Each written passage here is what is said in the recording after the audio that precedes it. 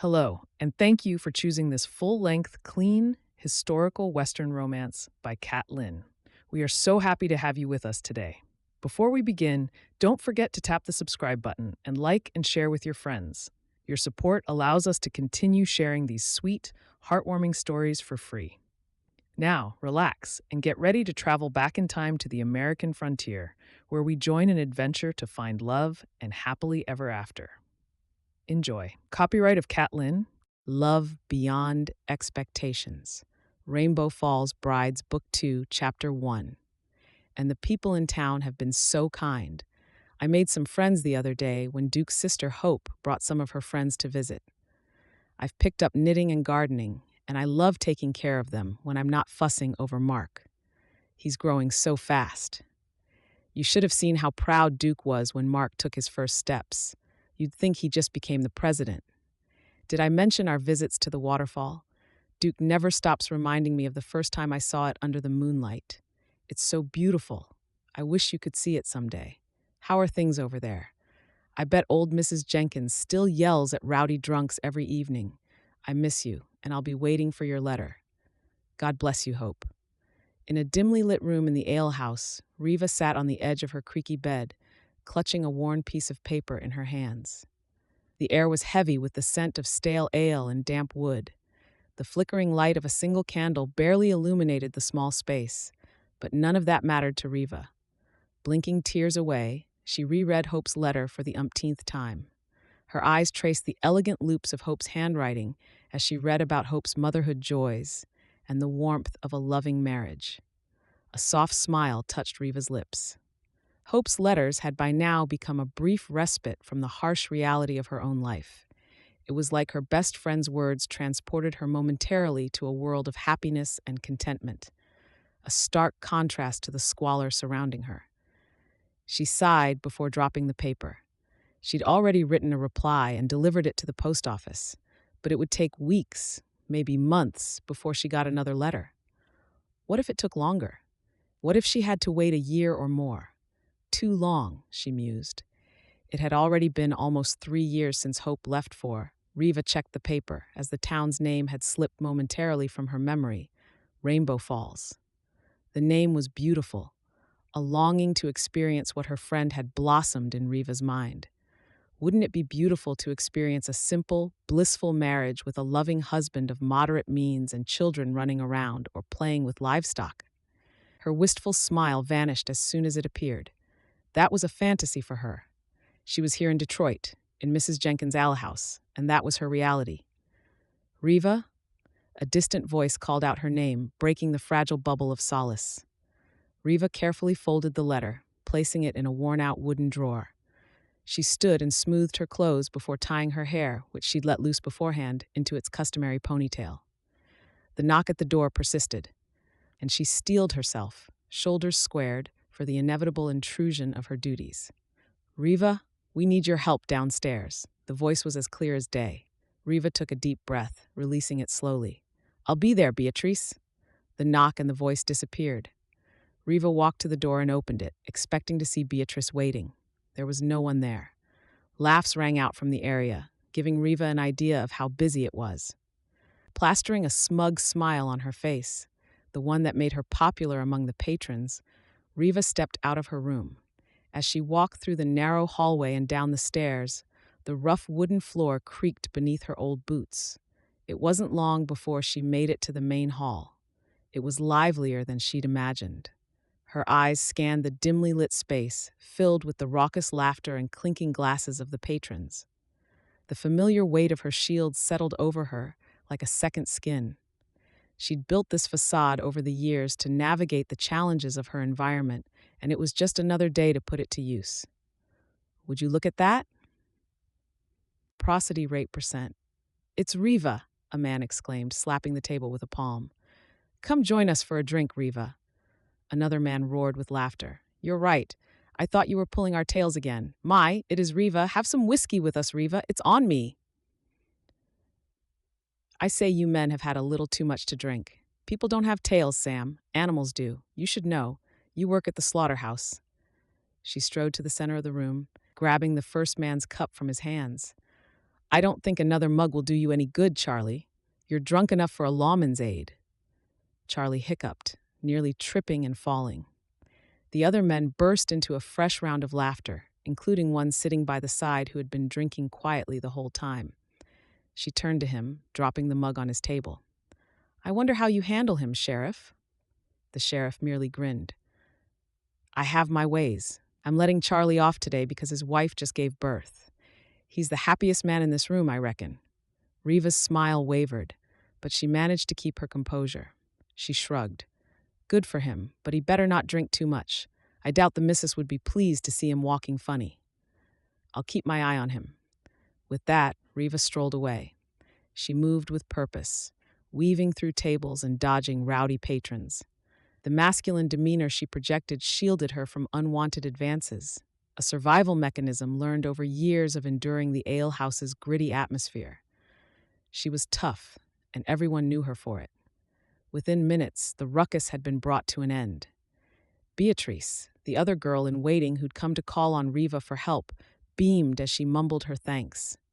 She must have been pretty overwhelmed. This tough exterior was the armor that kept her from becoming prey, like some of the other girls who had not learned to fortify themselves. With it, she'd even managed to help other girls escape being taken advantage of. As she served the men more spirits, her mind wandered. Only in the presence of her dearest friend, Hope, could Reva let down her guard. Hope was the one who knew the woman behind the tough exterior, the one who shared the secrets of her heart. They were like sisters. The alehouse may have been the only life she'd known since she was 18, but through Hope's friendship and the cherished moments they shared, Reva found a sanctuary where her true self could emerge from the shadows. That sanctuary was gone, Reva realized with a pang. She was all alone once more. Casting the thoughts off her mind, Reva navigated the growing chaos with a practiced finesse. With a tray of whiskey in her hands, her steps were purposeful and her gaze steely. She joked with some of the men who were familiar and avoided others who weren't so forthcoming. The room buzzed with the energy of rowdy guests, and the air was thick with the pungent scent of whiskey and tobacco. Her masculine shield held firm, deflecting the lingering gazes and inappropriate comments that often accompanied her rounds. As she distributed drinks and exchanged gruff nods with the patrons, Reva's mind drifted once more. That seemed like a recurring thing these days. Inside, she was tired of the monotony of this rough existence. She yearned for a fresh start, a chance to break free from the constraints of the alehouse and the persona she had crafted for survival. The urge for something more lingered, and the voice in her head frowned out every clink of glasses and mugs and every laughter filling the corners of the room. Reva? I need you, dear. Amidst the clamor, a familiar voice made Reva turn. It was Mrs. Jenkins, the kind yet fierce old woman with weathered features. She beckoned Reva over with a wave of her hand. The noise faded into the background as Reva approached, her eyes meeting the steady gaze of the older woman. She noticed Mrs. Jenkins wasn't smiling. That was rare. Is there a problem, ma'am? We need to talk, the owner said in a tone that held a rare softness. The wooden floor beneath them creaked as they moved to a quieter corner away from the raucous crowd. Reva's guard remained up. Something was amiss. What's on your mind, ma'am? The old woman sighed, her eyes holding Reva's seeking gaze. I've seen the wariness in your eyes, child. You're more than a tough girl serving drinks in this dingy place. I know you long for something beyond these walls. You want a fresh start. The words struck a chord within Reva, and for a moment the tough exterior wavered. A fresh start? Is that even possible for someone like me? The owner's gaze softened. I'm sure it is. I've seen your strength, and there's more to you than what this place demands. You just need to find the freedom you yearn for. You need something different, a chance to be yourself. A spark of hope flickered in Reva's eyes as she listened to the old woman, the possibility of a new beginning lingering in her mind like the dust settling in the fading sunlight. Like the dust, it blew away all too quickly. She frowned. Why are you saying all these? The old woman sighed. Reva knew whatever she was about to say next would be very important. I've sold the alehouse. The words hung heavy in the air. Reva took some time to gather her thoughts. Why would Mrs. Jenkins sell her alehouse? Why? I'm getting too old to run the place. I want to spend the rest of my life in peace, surrounded by my family. I'm very sorry, Reva. Another question appeared in Reva's mind. Who did you sell it to? Bill Kelly is the new owner. Reva's shock turned to horror. She staggered back, her eyes widening. Bill Kelly, the man they called Wild Bill in the city, was a man with a very unsavory reputation. She'd heard stories about Wild Bill, stories that painted him as a corrupt and greedy man with shadowy dealings that went beyond the surface. A chill ran down her spine, and for a second, the tough exterior cracked. For a moment, she considered leaving the alehouse for good and going to her brother. She decided against it. Noah had a family. She couldn't put a burden on him. Things had begun looking up for him after Wright, Hope's first husband, helped find him a job. Another mouth to feed would put a strain on his expenses. She knew what it was like to struggle. They were orphans, after all. Forcing a brave face, Reva nodded stoically. I understand, ma'am. I'll miss having you run this place. Mrs. Jenkins patted her shoulder. You're a good soul, Reva. I hope things work out for you. You can have the rest of the day to yourself. I'll handle things here. Reva nodded and ambled away. Retreating to her private quarters, she sank into the nearest chair she could find. The weight of the impending change was pressing on her already. The walls seemed to close in on her. She breathed hard, pressing a hand against her chest and clutching the arm of the chair for support. Wild Bill was not a man she wished to be under the control of. The thought of his notorious reputation and the suspicions of his involvement in less than honorable enterprises made her nerves taut. In the silence of her room, the reality of her situation hit her like a relentless storm. I have to get out of here.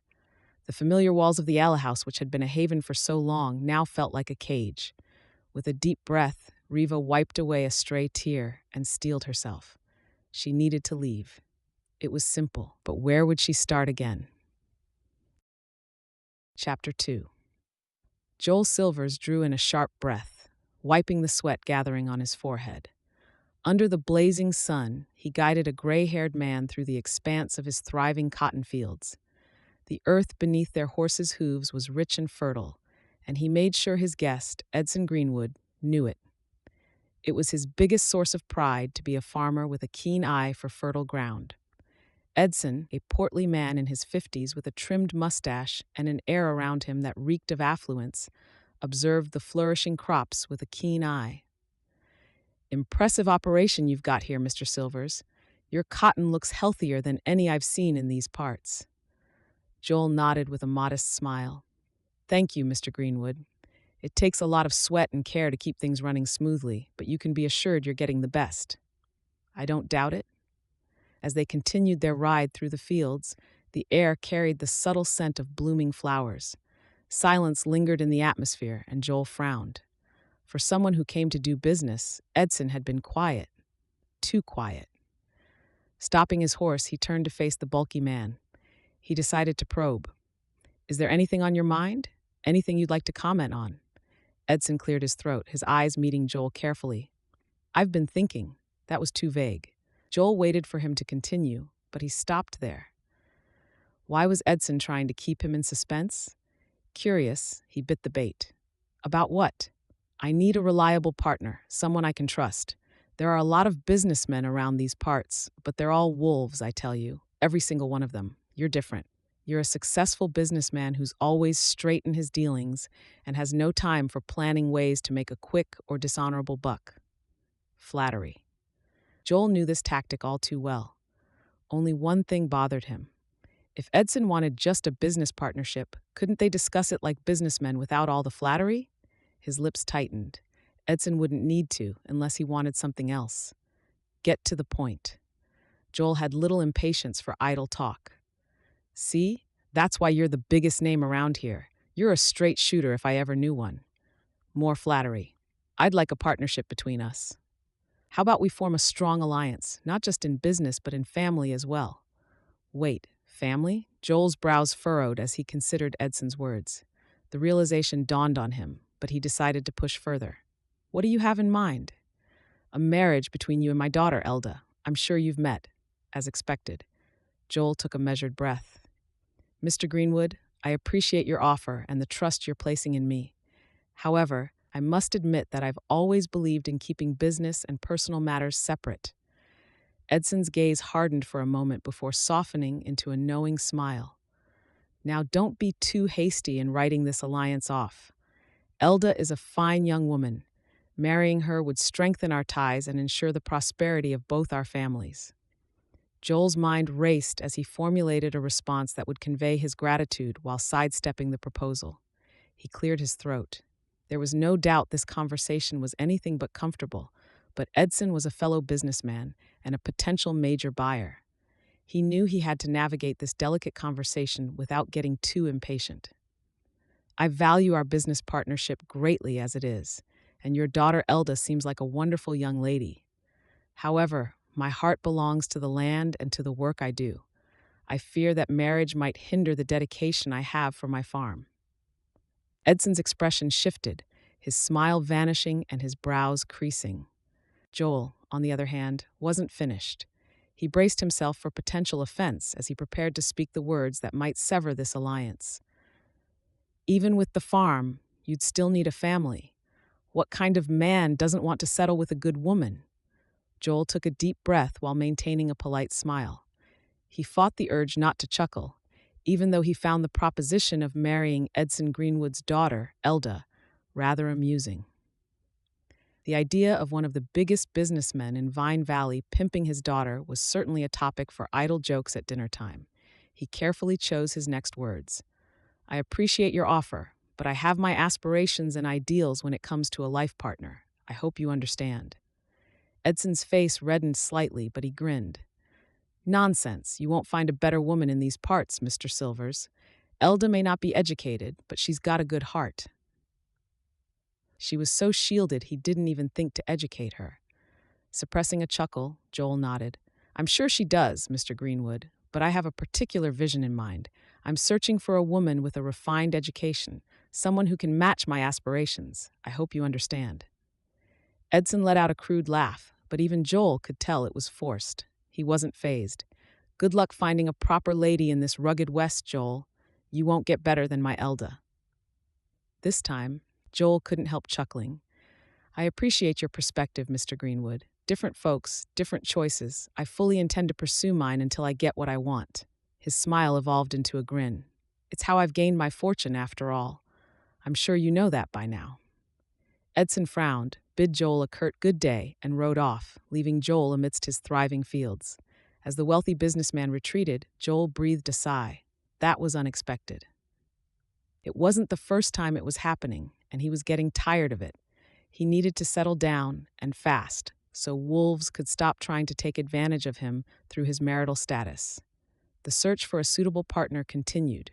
Joel's criteria were unyielding. He wanted a woman of sophistication, education, and grace, qualities that seemed elusive in the rough West. He didn't care. It was either that or nothing.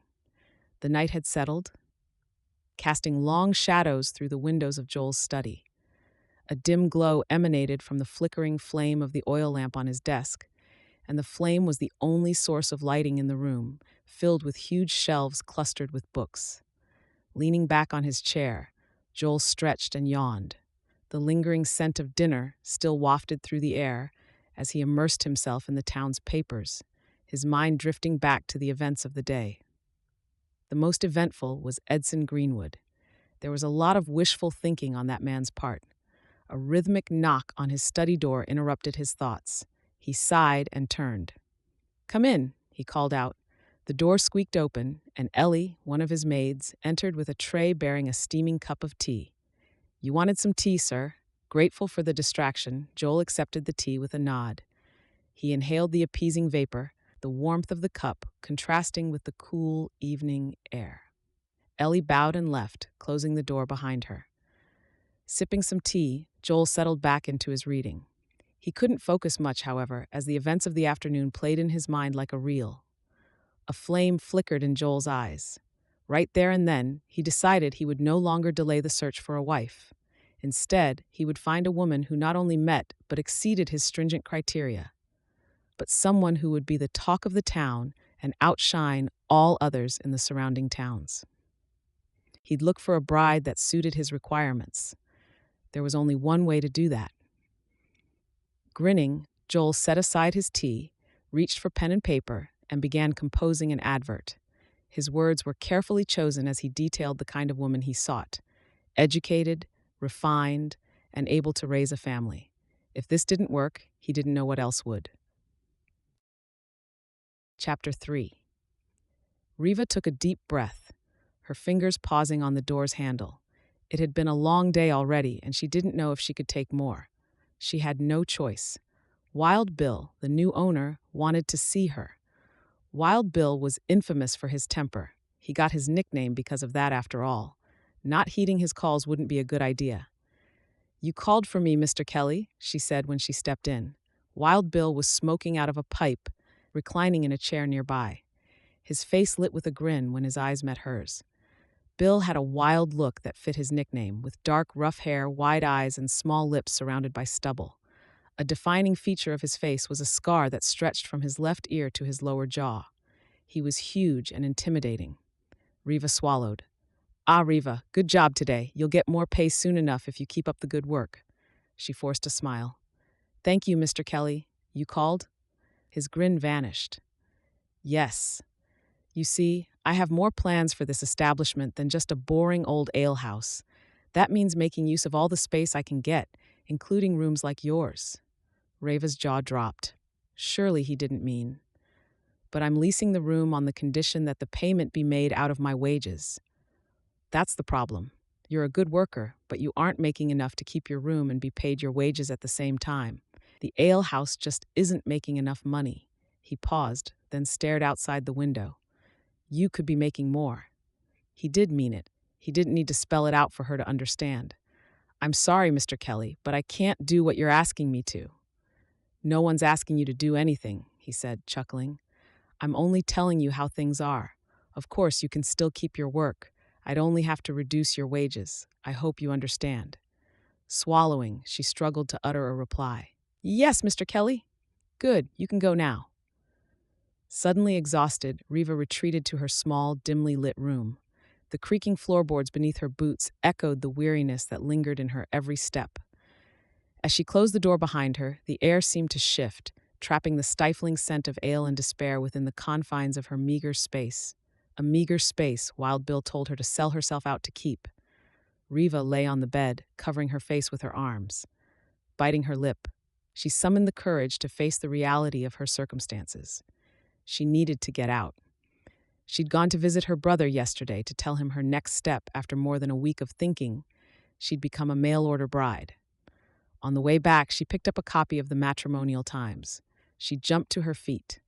There the paper lay on her worn-out table, its pages filled with a probable chance at escape from the gritty existence of the alehouse. Today, her first day under the new ownership, had been disheartening. With a demeanor that set her on edge, Bill wasted no time in revealing his true colors. She wasn't the only one. The other girls had come to her with their stories after being summoned, and she'd known it was only a matter of time before it was her turn. Reva gritted her teeth. It was like he saved the best for last. It was all a grim reminder of the harsh reality she wished to escape. Seated at her table, Reva hesitated before flipping through the pages. The crisp paper rustled under her fingers as she scanned the hopeful advertisements. Each word carried the dreams of women seeking a better life, a chance to break free from the chains that bound them. Hope, her dearest friend, had found solace in the arms of a good man through these advertisements. Reva prayed silently, her heart echoing the desperate plea for a stroke of luck like Hope's. Tismet. She yearned for a husband who could whisk her away from the alehouse, a man she could trust enough to see beyond the tough exterior she had crafted for survival. Closing her eyes, Reva whispered a silent prayer for a chance at a new beginning. Once she was done, she perused the pages with fervor. She was desperate. A glimmer of excitement flickered in her eyes, and her heart quickened when she stumbled upon an advertisement that seemed like a beacon of hope. A farmer named Joel G. Silvers was seeking a bride in Rainbow Falls. Rainbow Falls. That was where hope was. Giddy with delight, Reva wasted no time in scanning the advertisement. The list of requirements laid out in the advertisement caused her eyes to widen. A blonde, aged 20 to 29, educated, capable of managing a household, and a good hostess. Doubts crept in momentarily, but Reva, determined to grasp this opportunity, shoved them aside. She fit the bill.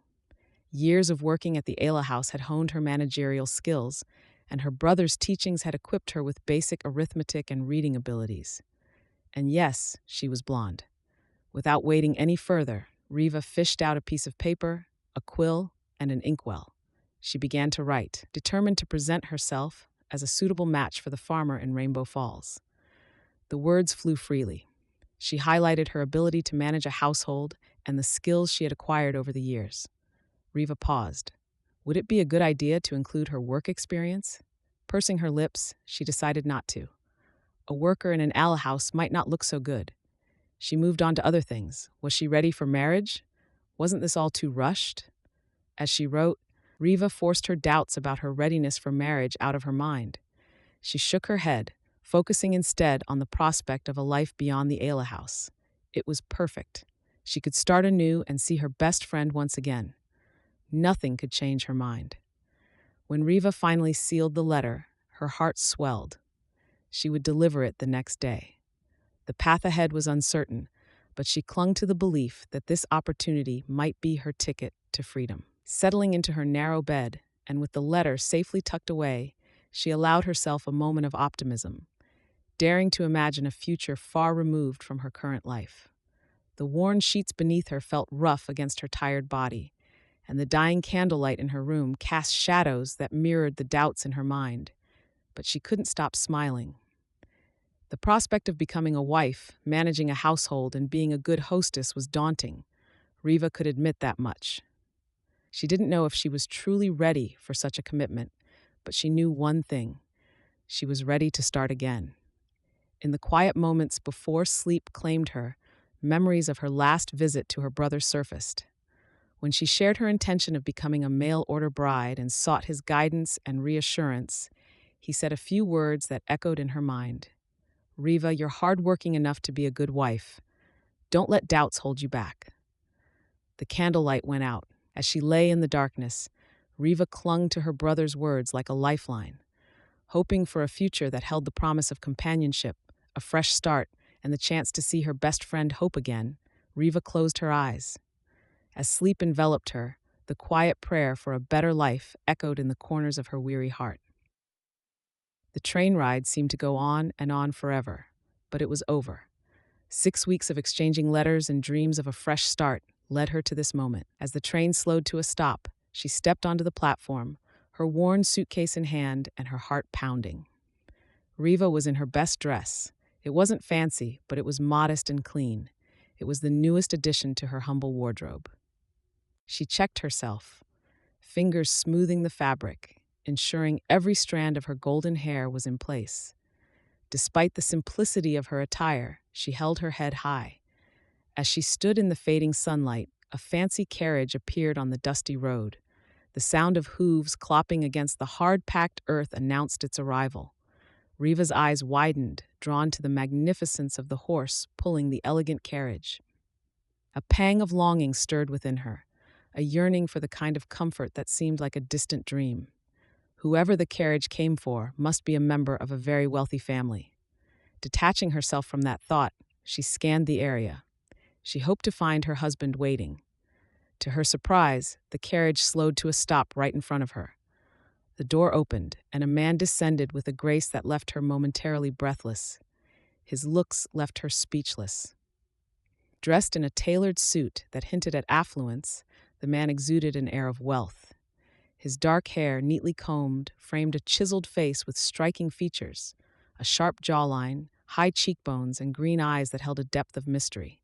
A well-groomed beard added a touch of rugged charm, balancing the refinement of his appearance. Reva found herself awestruck, her gaze momentarily captured by the unexpected arrival of this captivating man. And the world around her seemed to fade as she took in his presence, wondering why such a handsome figure was approaching her. Reva Brooks? She realized who he was, and her jaw fell open. For a few moments she couldn't answer. Her stunned gaze met Joel Silver's. Time stood still, Her heart pounded in her chest as he spoke, a voice that resonated with both warmth and confidence. "Yes, I'm Reva. Joel Silvers?" He smiled, a gesture that warmed her heart. "That's me." To her surprise, he engaged her in conversation. She couldn't reply. Joel was a stark departure from the silent fantasies she had crafted in her mind during the train journey. She couldn't believe this man was her ticket to a new life in Vine Valley. She struggled to reconcile the image of the handsome man before her with the simple farmer she had envisioned. There was no mention of wealth in the advert or any indication of the affluence that Joel seemed to carry effortlessly. She had only imagined a life with a man who desired a large family and had a humble existence as a small-time farmer. "Might we leave for home now? I hope to give you a few days to settle in Vine Valley before we get married." Joel gestured toward the waiting carriage, and she could only nod. He extended a hand. Reva, still grappling with the whirlwind of emotions, took his hand and allowed herself to be guided into the carriage. His hold was gentle and warm. As she settled into the plush seat, the carriage door closed behind her, sealing in the reality of the moment. Reva couldn't shake the stunned quiet that held her in its grip. "Did you have a good journey?" Her throat tightened, and all she managed was a timid nod.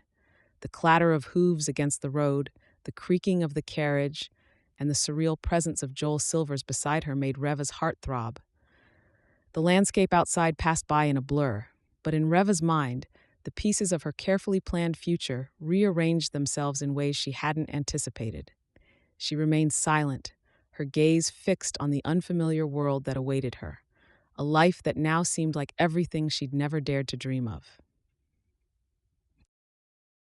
Chapter 4. Hiya! The coachman slapped at the reins, and the carriage began its journey back to town. The carriage was a luxurious one with plush seats and a smooth ride. Joel waited until Reva was settled before climbing in. Joel eased himself into the seat beside Reva, straightening the sleeves of his shirt as he did so. Almost immediately, he began feeling the gentle swaying of the carriage and the rhythmic sound of hooves as they moved along the dirt road. He couldn't help stealing glances at the woman seated beside him, and his heart raced any time his eyes met the unexpected beauty that greeted him. Reva's long, wavy blonde hair framed a beautiful face adorned with the greenest eyes he had ever seen. Even at that moment, as those eyes met his, he couldn't believe how green they were. Her aura was gentle. She smiled before looking back out the carriage's window. His heart seemed like it was about to leap out of his chest, and his face burned. Until then, he had no idea a woman could make him flustered with just a smile. Reva was quiet.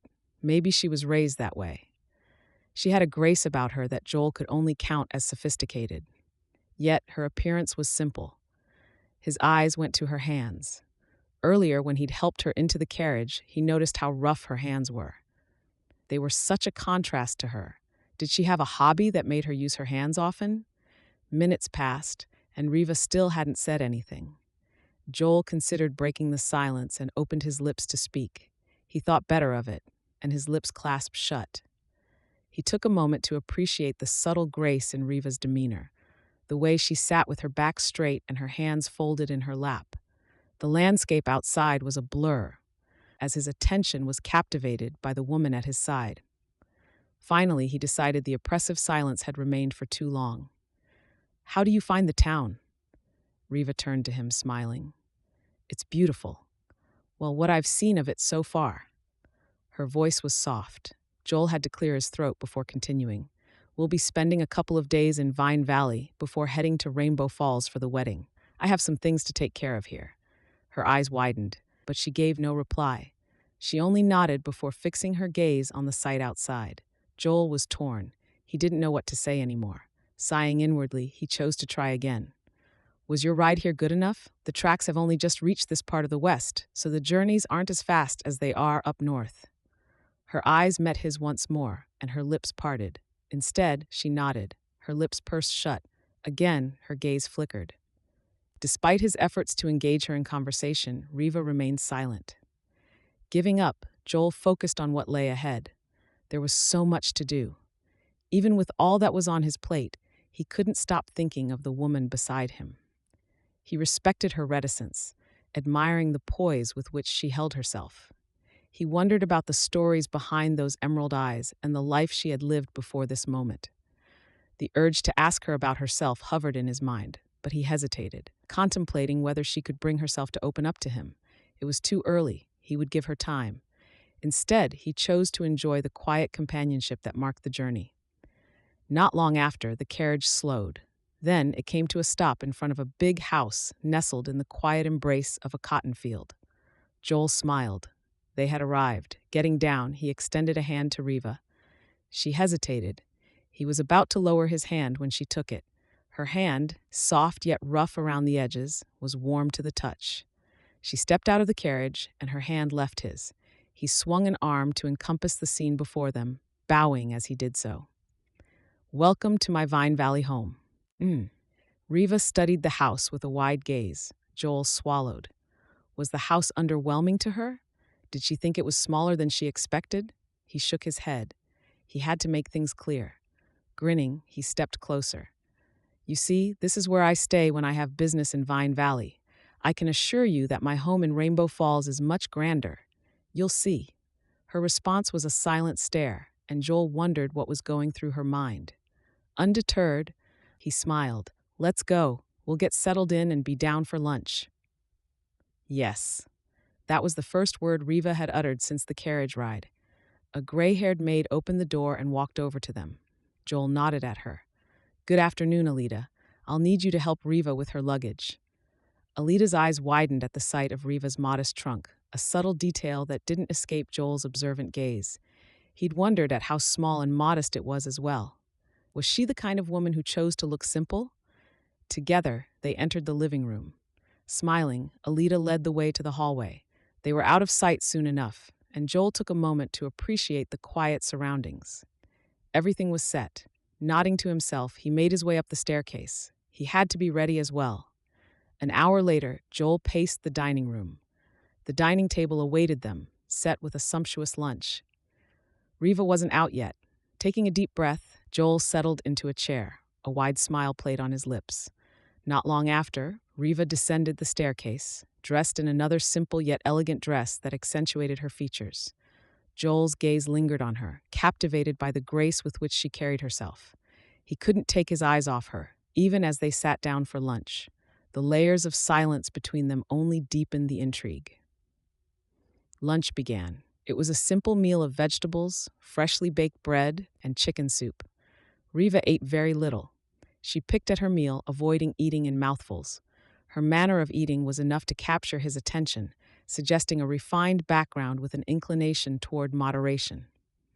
Lunch passed quickly. After the brief meal, Joel didn't miss the sparse remnants on Reva's plate. Was she being moderate? Joel was about to ask, but decided not to. Maybe this was another subtle indication of a woman unaccustomed to indulgence. As they lingered at the dining table, he decided to lighten the mood with an offer.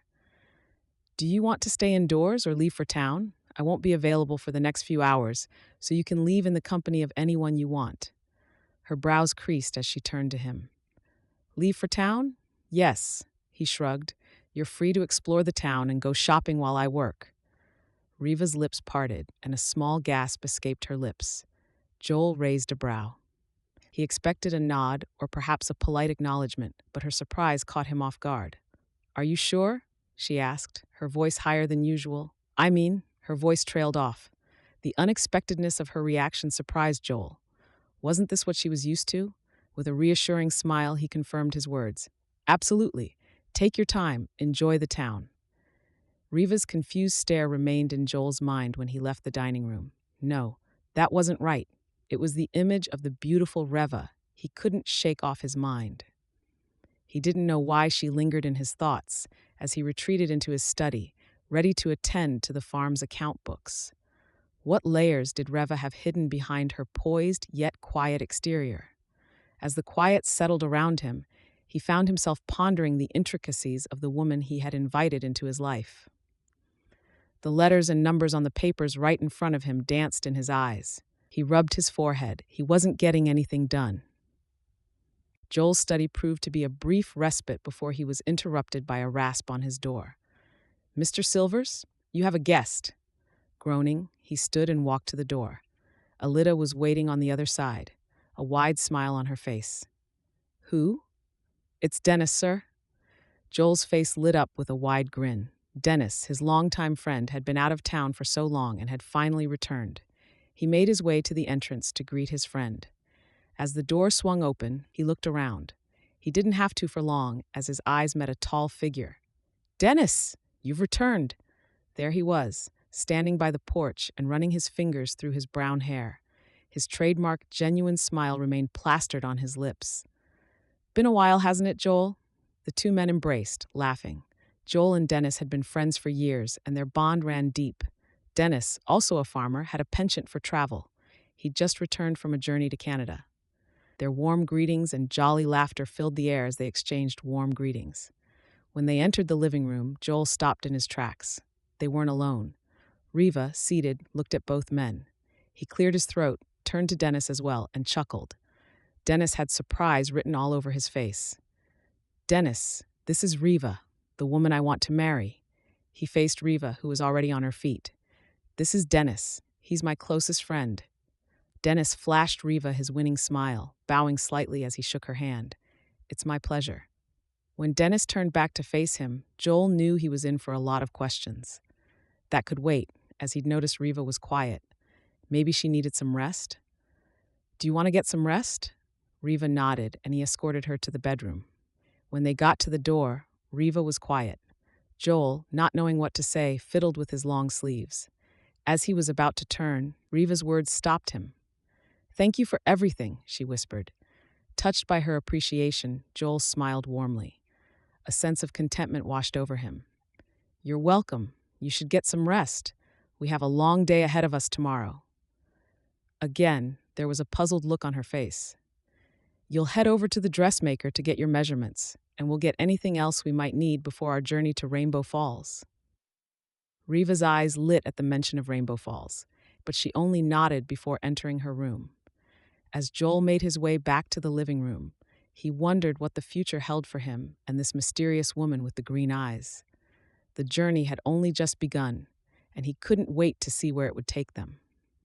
When he returned to the living room, he met Dennis, who lay back on a chair with a wide smile on his face. The smile became a grin, and Dennis leaned forward. When I came to see you, I didn't expect to meet a woman that beautiful with you. Why didn't I hear of her before? She only arrived today, Joel said, settling near his friend. I didn't have the chance to write as I'd been very busy. Dennis laughed. You've always been busy. So, how did you two meet? You said she only arrived today. Where is she from? How long have you both known each other? I haven't seen her before, that's for sure. I can't forget a face like that, even if I try. The questions kept coming, and Joel chuckled. He'd expected this. A sense of pride washed over him as Dennis went on with his questions. That's a mighty cartload of questions. Well, Reva's a mail-order bride. Joel waited for the words to sink in before continuing. We've been writing to each other for a few months. As expected, Dennis's eyes widened. He shifted closer. What made you opt for her? Surely there must be a woman around these parts who fits the bill for you. He wasn't. There wasn't. Joel turned to the hallway as if Reva were standing there. I think I made the best decision. Reva is perfect. I don't know much about her, so I can't say. She does seem like a nice, quiet woman. I hope you're happy with her. Dennis tapped Joel's shoulder before changing the topic. I have so much to tell you. Joel leaned back as Dennis went into a lively recount of his time in Canada. Even though the stories were quite interesting, Joel found himself often lost in thought. Dennis was right about Reva. Joel didn't know much about her himself, so it was too early to conclude. He didn't mind. From what he'd seen so far, he couldn't have asked for better. Chapter 5. What style of dress do you have in mind? Reva was too stunned to answer. In the quaint dress shop of Vine Valley, she felt like she was in a dream. The soft fabrics of dresses brushed against her fingertips, and the scent of new fabrics lingered in the air. As the dressmaker took her measurements, Reva couldn't shake the sensation of being a fraud who was stepping into a surreal life. Are you okay? Reva was jolted from her reverie. She turned to the dressmaker. a lively middle-aged woman with a penchant for chatter, and smiled. "I'm just fine, ma'am. Thank you very much. But I must say you're very lucky to be betrothed to Joel Silvers. Quite lucky indeed." Reva stood still, listening as she yapped on about such luck. Her words only deepened Reva's sense of disbelief. She couldn't comprehend all that had happened in just 2 days. She'd expected a normal life as a farmer's wife, without all the pomp and fanfare. Yet somehow she'd ended up with one of the richest men around. She still couldn't believe it. Everything was happening so fast. Noticing the dressmaker seemed to know much about Joel and his family, Reva chose to take advantage of the situation.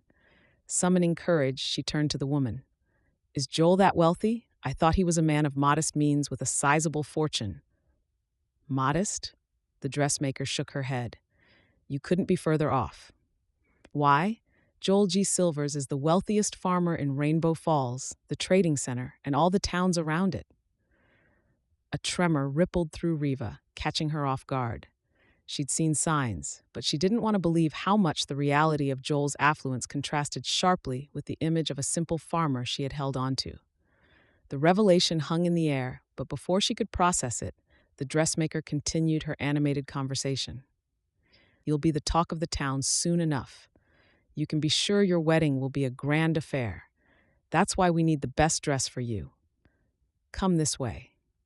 As the dressmaker directed Reva to pick the best dresses to impress her groom, a wave of unease settled within her. She hesitated when she laid eyes on the gorgeous dresses with exquisite designs. "These dresses seem very expensive, ma'am. I'm afraid I don't have any money." The woman fixed Reva a curious stare before bursting into laughter. Reva frowned. Did she say something wrong? "Money? Oh no, you're not giving me anything. Joel always pays, miss. You don't need to worry about a thing." "Always?" Reva's mind raced. That word only meant one thing. Joel had done the same for other women. She was about to ask, but kept her lips shut, gritting her teeth. Did she have any right to feel special? The unspoken question lingered as she followed the dressmaker, who seemed determined to help her select what she deemed appropriate dresses. The choices before her were obviously all very expensive, something she wasn't used to. She didn't know which to go for. One thing was clear: Reva was stepping into a new life. She didn't know how she would navigate it, but she didn't have much of a choice anymore. I might as well select a dress and have it over with. The day had arrived at last. "We're almost there," Joel said, peeking out of the window. Reva was almost giddy with excitement bubbling within her, but she managed to maintain her composure. Joel's carriage rumbled towards Rainbow Falls. Under the surface, she still struggled to grapple with the overwhelming reality of her circumstances. "You'll love it, Reva." Distracted from her thoughts, she turned. "Rainbow Falls? Yes, that, and my home in it."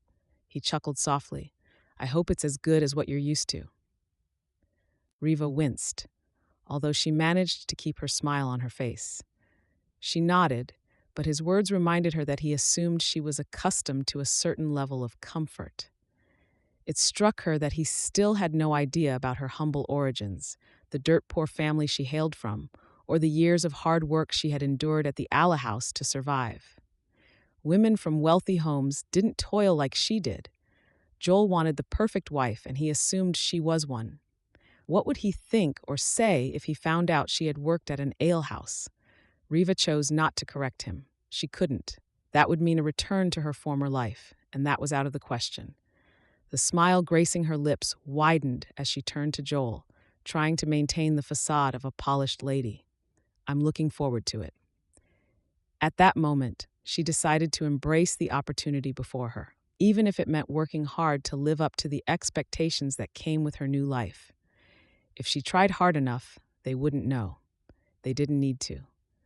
As the carriage rolled onto Joel's expansive farm, Reva's eyes remained glued to the view. The sight that unfolded before her in the late evening sun blew her away. The grandeur of the mansion, the vastness of the farm, and the staff moving about left her wide-eyed, a sense of disbelief settling within her. A part of her marveled at the sheer luck that had led her to this moment. The carriage stopped, and Joel helped her out as he always did. His warm touch made her arms tingle. A woman stood waiting on the porch when they headed for the mansion. Gray-haired and beautiful, She was adorned in an elaborate satin dress with a high laced collar and adorned with ribbons. Fancy. Reva guessed she was someone related to Joel. When they got close enough, Joel went to hug the woman. Reva stood waiting as they began talking. Then they turned to her. "Reva, meet my mother, Martha." He smiled at his mother. "Mother, meet Reva Brooks, my wife-to-be." Warmth radiated from Martha as she welcomed Reva with a heartfelt hug. Reva stood rooted to the spot, stunned by her warmth and hospitality. "It's great to finally see you, dear," Martha said when she pulled away from the hug. "I've been waiting for you." Reva bowed slightly. "Good evening, ma'am. Thank you for the warm welcome." From the corner of her eye, she caught Joel beaming. She smiled. She might have had a rough background, but she'd seen and read enough to know a few things about high society. "It's a pleasure, dear. Come, dinner will be ready any time now." Following Martha and Joel, Reva entered the house. As she walked through the lavish halls, Reva couldn't contain her awe. She gazed around, her lips falling open. Joel wasn't exaggerating. The grandeur of his home surpassed the beautiful house in Vine Valley. The great hall featured chandeliers and ornate pieces of furniture, which must have cost a fortune. A fireplace stood at a corner, decorated with artistic carvings. Maids stood ready to attend to each request. The realization of her new reality settled within her as she marveled at the opulence surrounding her. Joel was wealthy, very wealthy. A maddening twist of fate had led her from the dimly lit rooms of the alehouse to the opulent halls of Joel's mansion in Rainbow Falls. Doubts began creeping in. Could she keep up with his expectations? Joel beckoned to a maid. "Show Reva to her quarters." "No," his mother said. "Let's dine first. I'm sure you must be famished after such a long journey. You can show her to her quarters afterward." Joel grinned. "All right, mother." All the while, Reva stood in the background. The housekeeper arrived, leading them to the elegant dining room where a sumptuous spread awaited them. Reva's eyes widened. She hadn't seen anything like it, not even at feasts back home. The table was adorned with fine china, and the flickering candlelight added a touch of warmth to the opulent setting. Was this meal meant for just the three of them? Once they were seated for dinner, Martha turned to Reva. She braced herself for questions. Sure enough, the questions came. "Tell me about yourself, dear. Where are you from?" "Detroit, ma'am." Joel remained silent. "And your family? What was your family business?" Reva paused. What would she say? She couldn't tell them she was an orphan who made a living at an alehouse. She couldn't lie to them either. The rich food turned to sawdust in her mouth. She coughed and drank some water. "Are you all right, dear?" Reva nodded. The truth was, she felt increasingly uncomfortable under the scrutiny. Each response had to be cautious and measured, but she didn't know what to say at that moment. The stark contrast between her past life and her present surroundings intensified the unease. "Let's save the questions for later," Joel said, as if sensing Reva's discomfort. "We're famished from the journey." Reva timidly nodded, a small smile tugging at the corners of her lips. Martha laughed heartily. The rest of dinner went by. The tension dissipated, but Reva wasn't entirely comfortable. Uneasy, she chose silence even as Martha tried to engage them in small talk. One question lingered in her mind, which made her nerves taut. If she couldn't manage one evening with Joel and his mother, how would she manage a lifetime? Chapter 6. Dinner was a satisfying affair, but Joel noticed Reva was more withdrawn than ever. As they walked through the ornate halls, he didn't know what to say to get her talking. When he'd offered to show her to her room, she only nodded. The air seemed charged with a subtle tension. Upon reaching Reva's room, there was a brief pause. Joel hesitated for a moment before turning to her. "Do you like your quarters?" "Yes," she said, her eyes glued to her surroundings. Joel smiled. That was the first thing she had said in a while. "I guess I'll leave you to settle then." She turned, and her green eyes met his. He was instantly lost in her gaze at that moment, his chest growing warm. She looked even more beautiful under the flickering lamplight. The temptation to hold her in his arms rose in him, but a flicker of restraint held him back. "Thank you for today. It was lovely meeting your mother." "You have a beautiful home as well. No need to be so formal," Joel replied, smiling. "Have a good night, Reva." "You too." With that, he strode away. The echo of his footsteps resonated in the hallway. The quiet lingered, leaving him to ponder, and he disliked it. He didn't know why he had become hesitant in that fleeting moment. He sighed. Retreating to his thoughts wouldn't help. This was her first night at his house. He couldn't expect much. Joel returned downstairs after escorting Reva to her room to find his mother in the sitting room. The warm glow of the fireplace created a soft ambiance, setting the mood for a relaxing evening. He sat beside her. Martha looked at Joel with a twinkle in her eye. "Well, dear, how did it go?" Joel couldn't suppress a smile. "She's adjusting, Mother. The mansion seems to have left her quite impressed." "I'm proud of you, son. Reva is such a beautiful and well-mannered young woman. I knew you'd make a good choice. Our family line will continue finely." Joel hesitated, gazing into the fire. "About that, Mother, you're suggesting we marry right away, but there's something I can't quite put my finger on." "What's troubling you, son?" "She's everything I hoped for in a bride, beautiful and refined," Joel said, turning to his mother. "But there's a certain aloofness about her. She's withdrawn, and she doesn't seem eager to talk about herself." Martha leaned back. "Oh, she's probably just shy. It's just her first night here. Once she settles in, you'll see her open up. These matters take time, you know." Joel nodded, mulling on his mother's words. He was thinking too much. That was all there was to it. "Perhaps you're right. I just want her to feel at home here." Martha reached across, patting his hand. "Give it time, Joel. Love and understanding can work wonders. Let's start planning for the wedding. We must make sure it's a grand affair to welcome Reva into the Silvers family." "You're right," Joel said, giving his mother a gentle squeeze. He would welcome Reva into his life in the grandest way possible. The next morning, Joel was up earlier than usual. He was already in the fields by the time the sun had risen in the sky, making last-minute inspections. He was expecting an important guest today.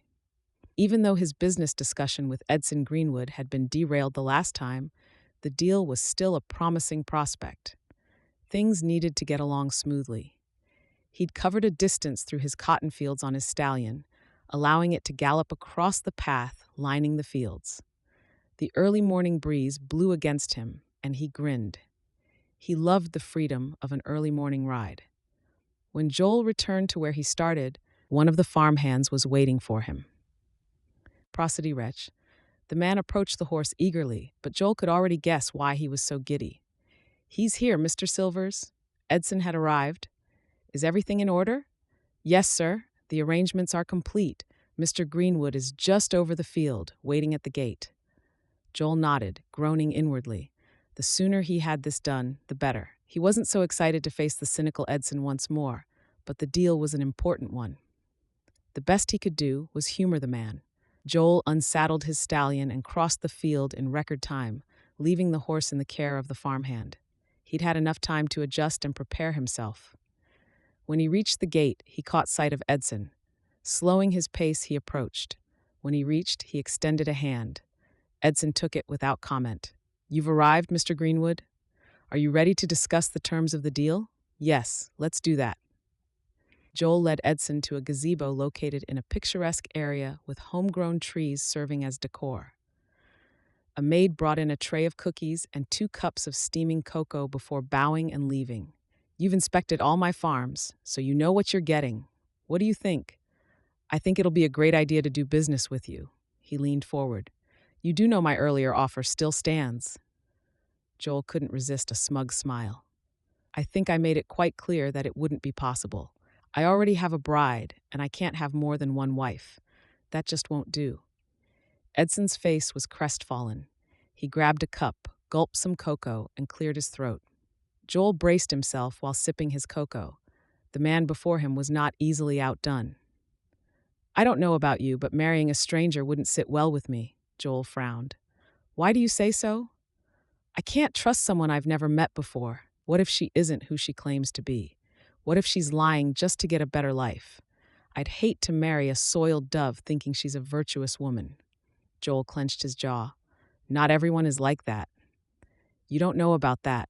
There are some things you can't control." Edson shrugged. "But that's just what I think. We should get down to business." The business discussions continued, but Joel began reflecting on the decision he had made.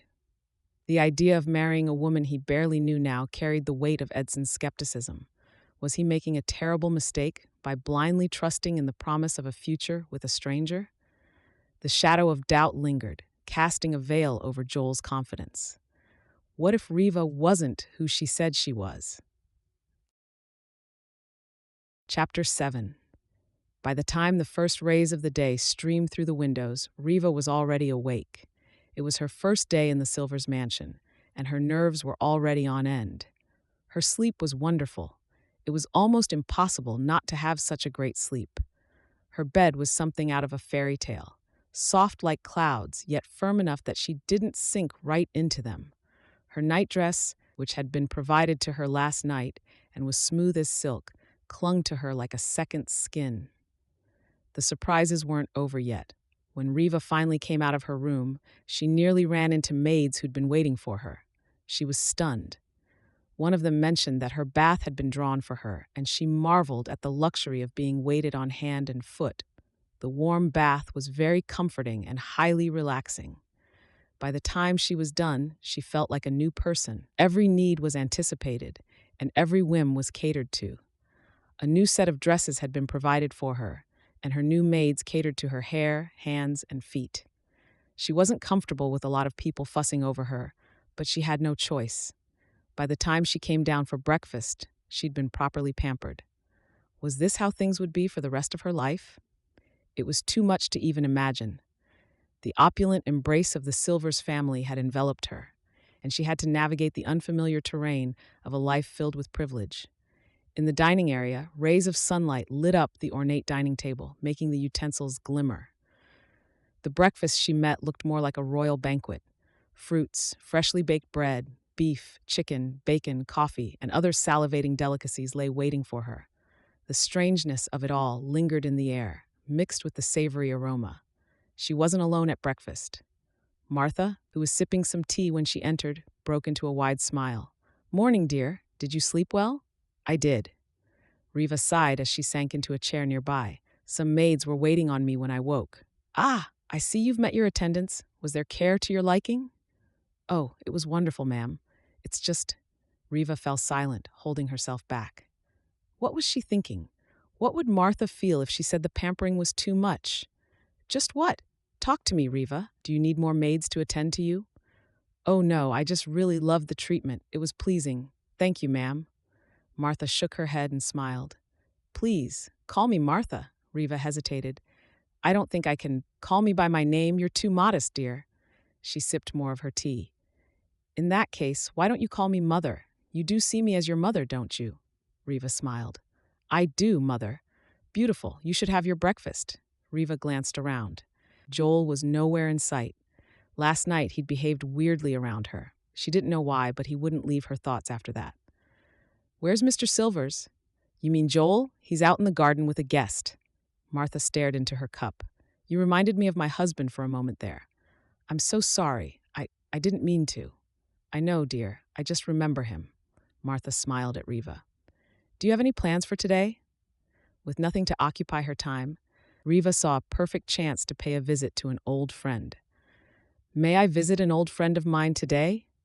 Her name is Hope, and she's married to a rancher. I wrote to her before arriving here." Martha's eyes twinkled. "Of course, dear.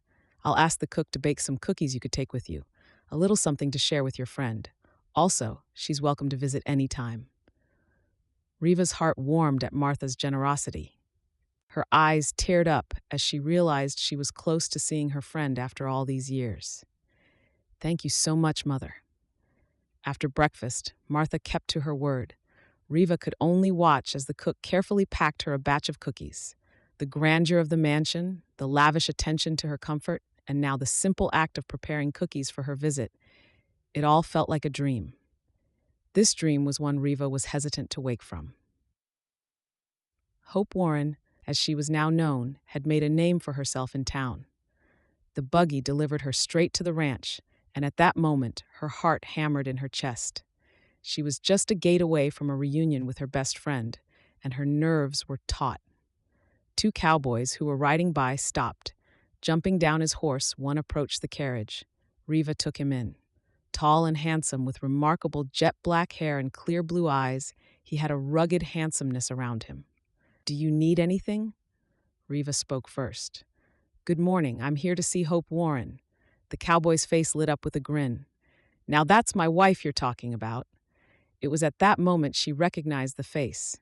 One of Hope's letters contained a photograph of her with her husband and young child.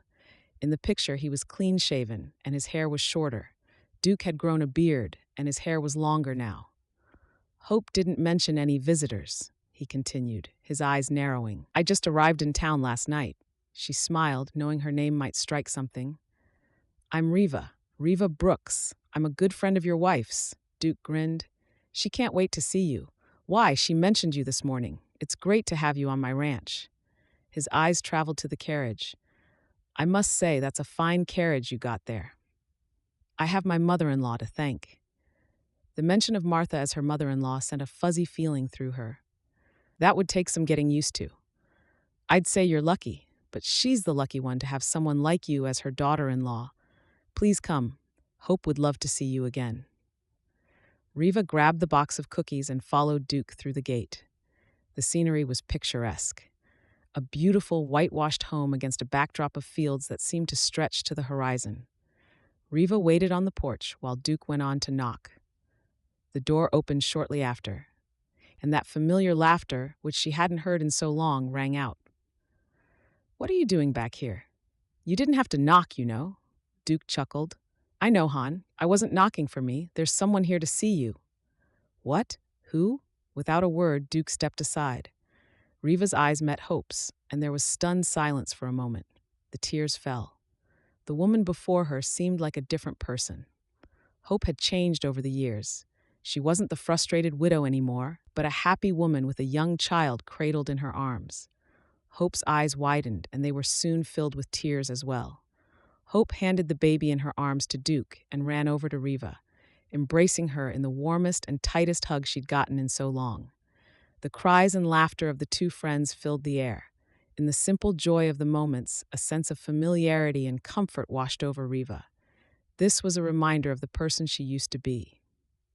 After the hugs, laughs, and tears came the conversation. Duke still had work to do, but he promised to pay Reva a visit with his wife in tow.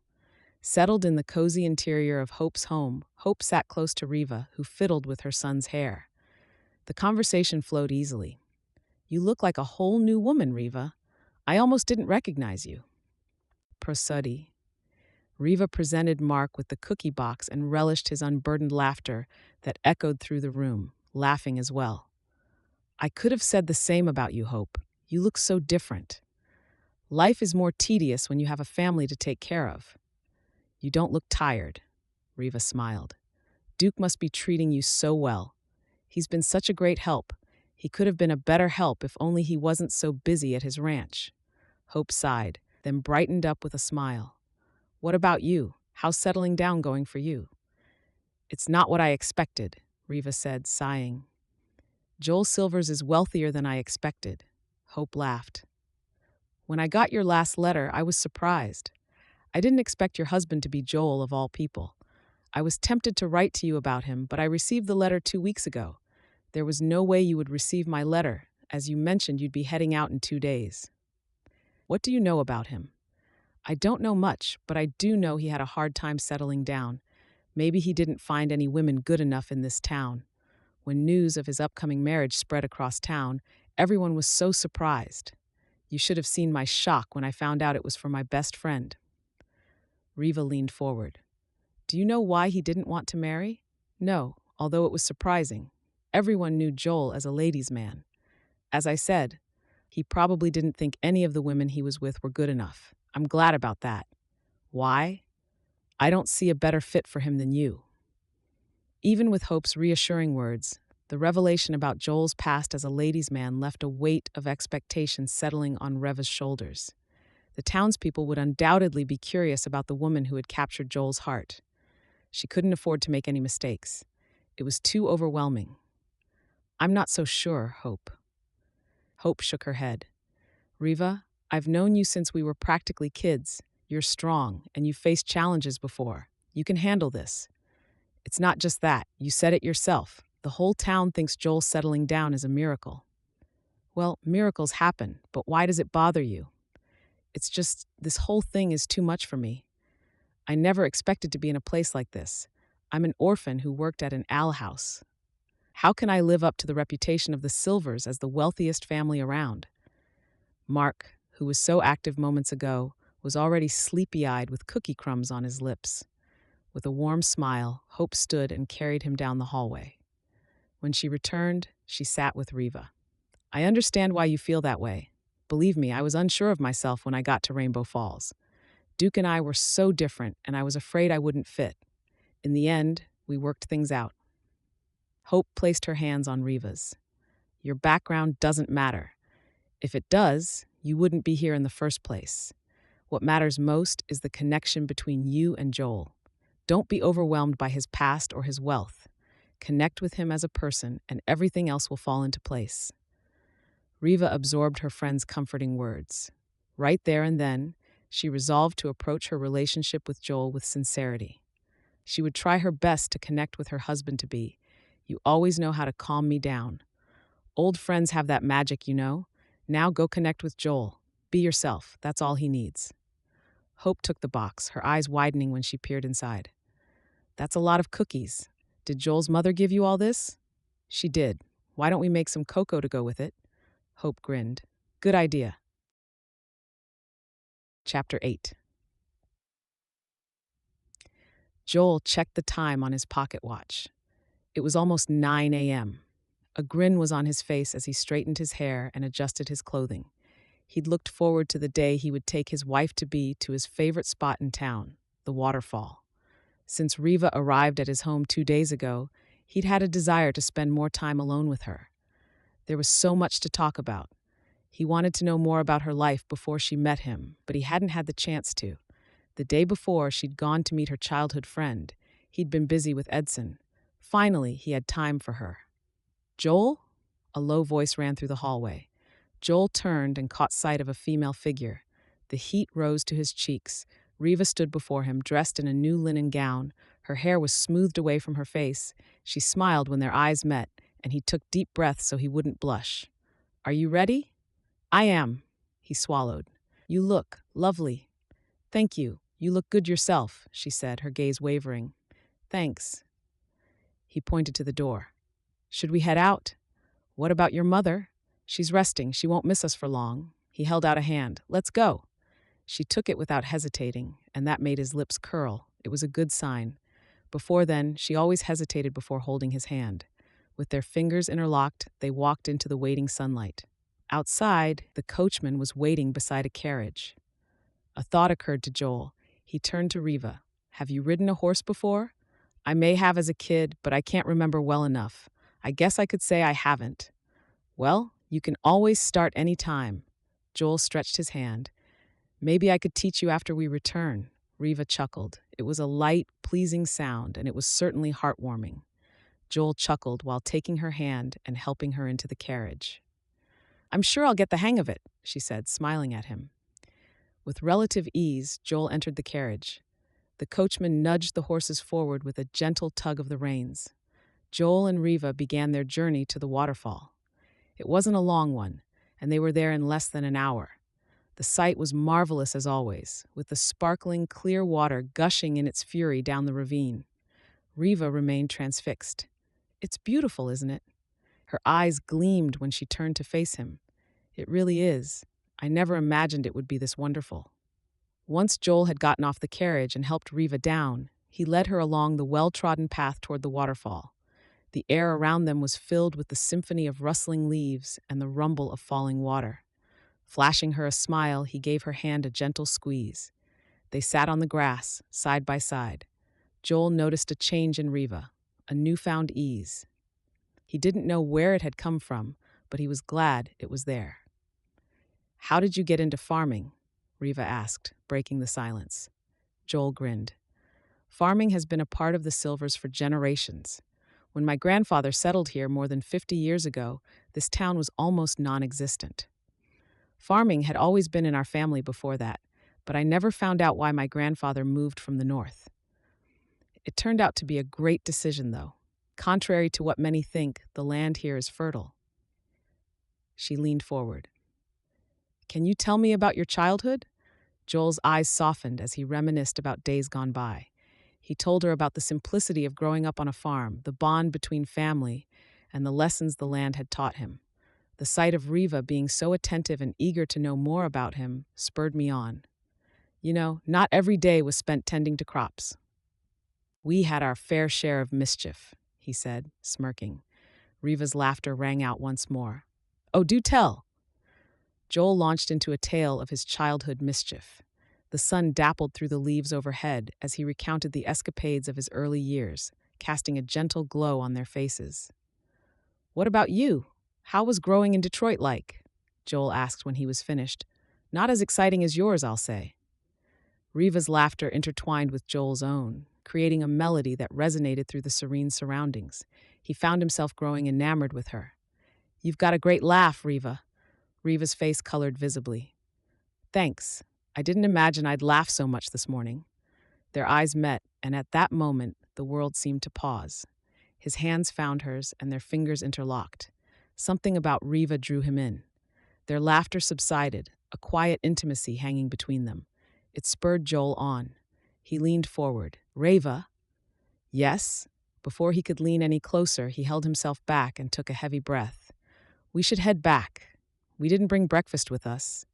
She drew back, her hands leaving his. You're right. The ride back was filled with silence until they were close to the farm. Joel didn't know what to say. He'd been so close to kissing her back at the waterfall, even though he'd promised himself to be patient until after marriage. He wouldn't have to wait long. A buggy crossed their path, distracting his thoughts. The wagon turned out to be Edson's. He wasn't alone. His daughter, Elda, was with him. Well, what do we have here? It's Mr. Silvers. His voice cut through the moment like a sudden gust of wind. Joel sighed. He didn't want to have to deal with Edson. Jumping down, he approached the wagon. By then, Edson and a young woman had alighted. Good to see you again, Mr. Greenwood. Joel nodded at the young woman beside him. Elda, hello, Joel. Elda's eyes lingered on Joel. He didn't miss the sultriness in her voice, but chose to ignore it. Edson's gaze moved to Reva. A frown flashed across his face, but his smile returned almost instantly. I'm not interrupting anything important, am I? Joel ignored the question. Mr. Greenwood, meet Reva Brooks. She's my wife-to-be. The ambiance had been replaced by an underlying tension. Elda's lips pursed, and her father's gaze narrowed. Smiling, he directed his attention towards Reva. It's a pleasure to meet the woman Joel has decided to build a family with. Although I must say, I'm curious about the woman he has chosen. Tell me about your life, Miss Brooks. What were you doing before this? Joel turned to Reva. She'd grown pale and was shifting between her feet. Unable to let that go on, he intervened by draping his arm around Reva's shoulders protectively. I think we can come back to this another time. We were just out to enjoy the scenery, Edson. But I think it's time we head back. Edson's lips tightened. With those words, he led her back to their carriage. When he held her hand, he noticed the slight tremble. He waited until they were both seated before breaking the silence. Are you all right? Yes, Reva paused. Elda seems quite taken with you. Are you close? Joel patted her hand reassuringly, a wry smile playing on his lips. Don't worry about her. She's just the daughter of a business partner. That's all. Reva didn't reply.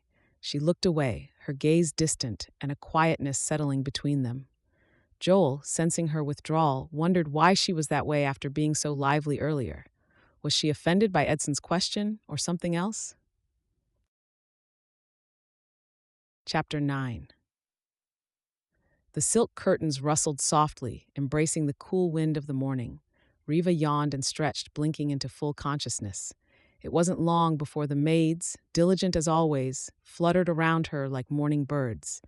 They prepared everything from her bath and body care to her dresses for the day.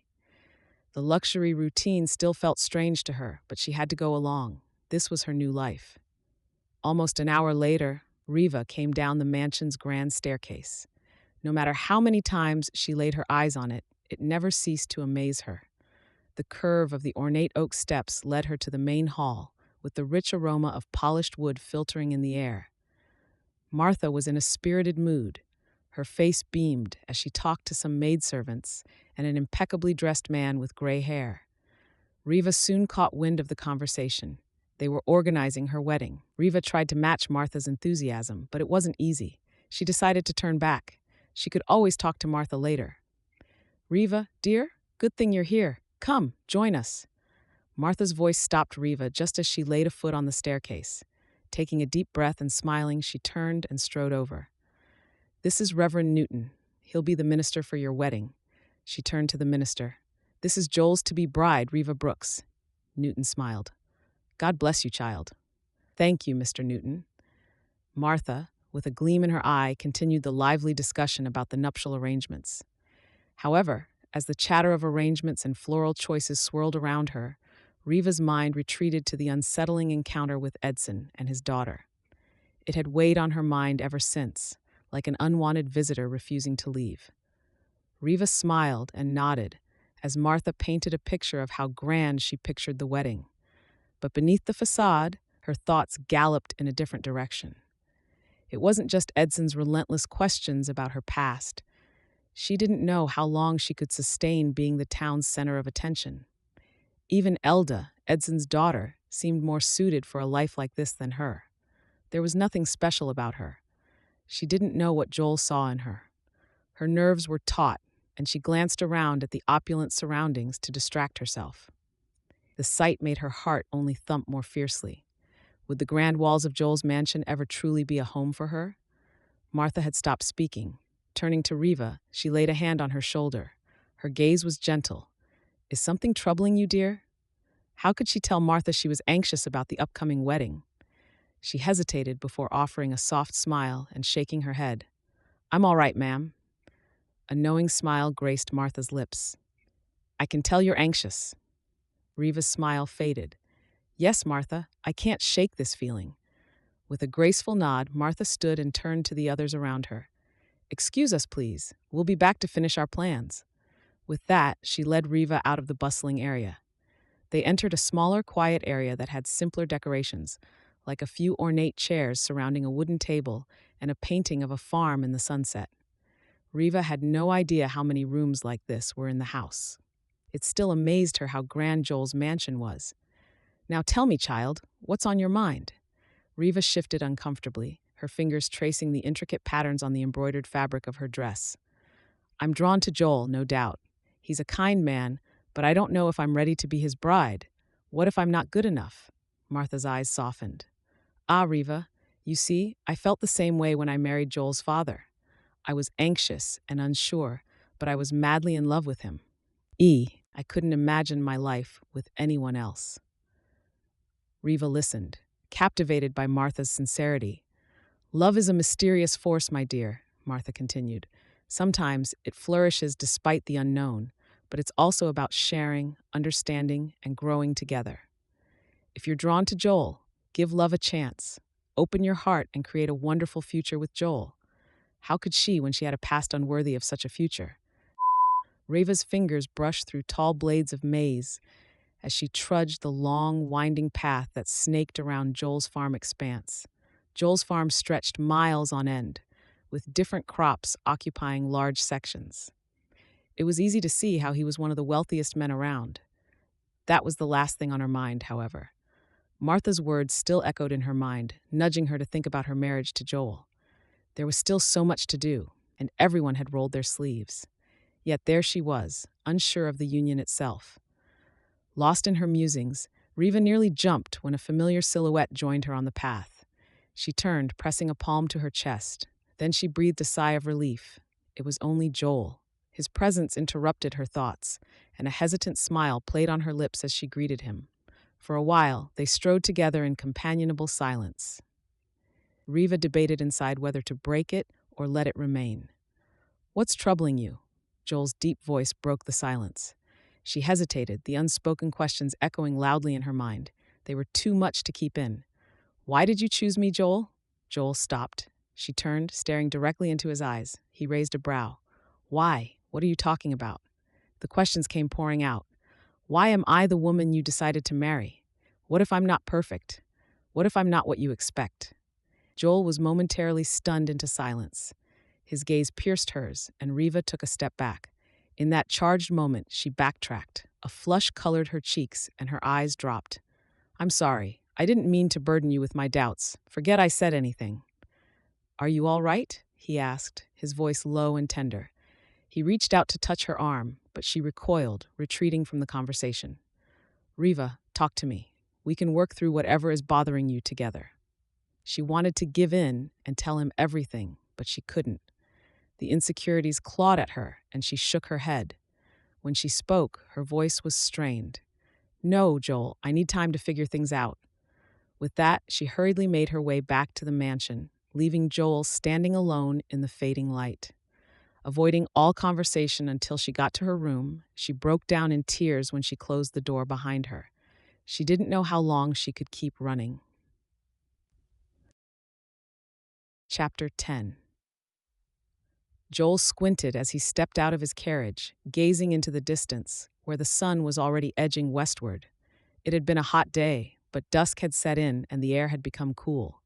Nodding to the man holding the reins, he strode past the gates and through the garden until he reached a gazebo in a fir-treed area. There he sank into a bench and leaned back. His belly rumbled, but he ignored it. He wasn't ready to head inside just yet. He needed some time alone with his thoughts, and this was the perfect place. Closing his eyes, he took a deep breath. The day had been a busy one. It had started with a visit to Edson's textile factory in the center of town, which had taken longer than expected.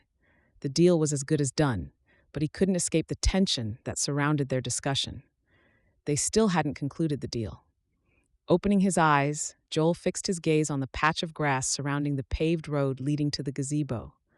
Some flowers with vibrant colors swiveling in the midday breeze drew his eyes. Even with all the beauty around him, he couldn't focus. He'd spent the rest of the day making calls to other associates, something he rarely did. He sighed. He didn't visit them because he had important business with them. He just wanted to distract himself. It didn't work. 2 nights ago, he joined Reva on a walk. She looked distracted, and he tried to find out what was wrong.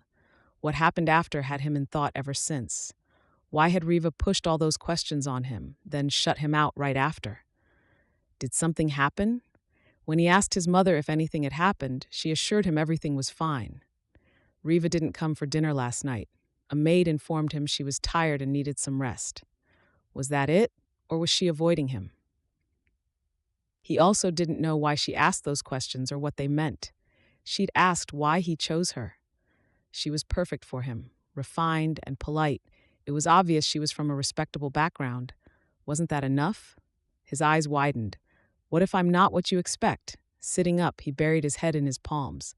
What if Reva wasn't who he thought she was? No, that couldn't be. They hadn't discussed her background in detail, but he could see for himself that she was the kind of woman he wanted. Then why?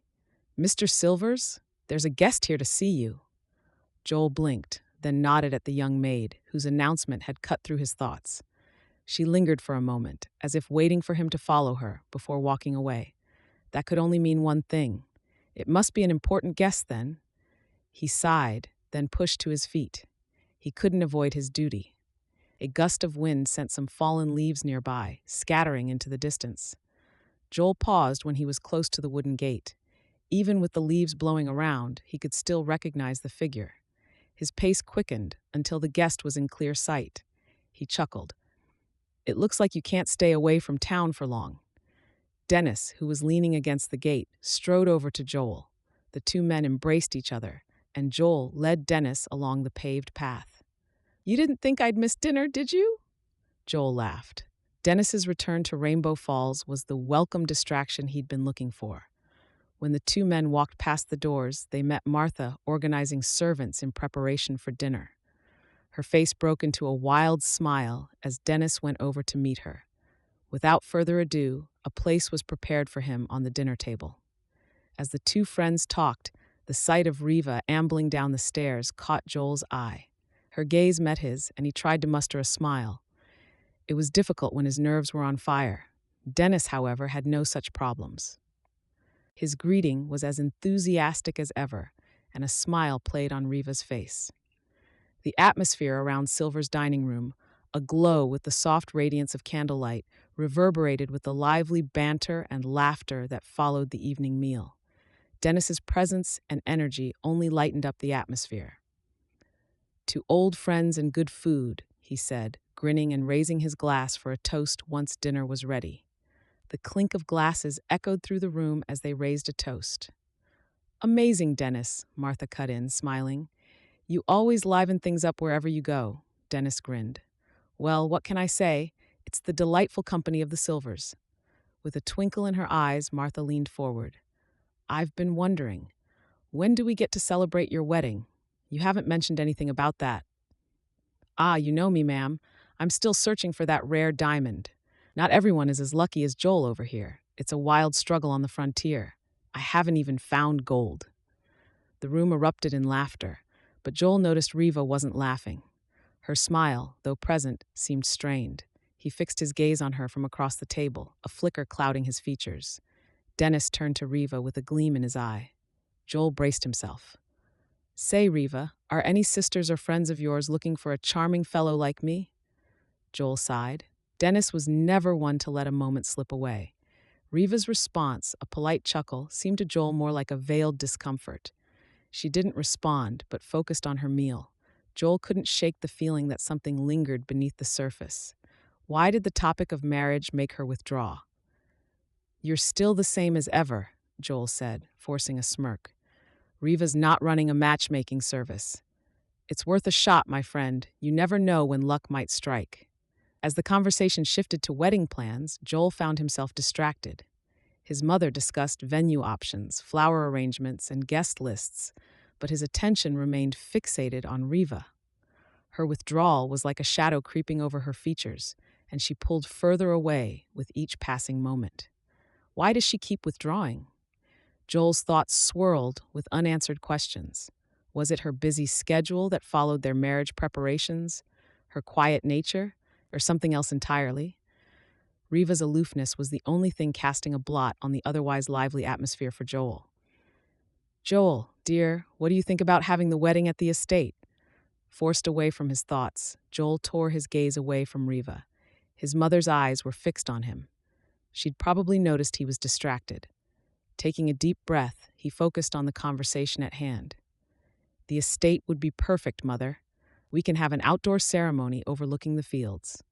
Martha smiled and nodded. However, Joel's mind was far from focused. Dennis, oblivious to the underlying tension, steered the conversation away with another toast. "To the soon-to-be married couple, I pray your love will last forever, like the waterfall at the edge of town. Lord knows how long the water has been falling off that cliff." There was more laughter.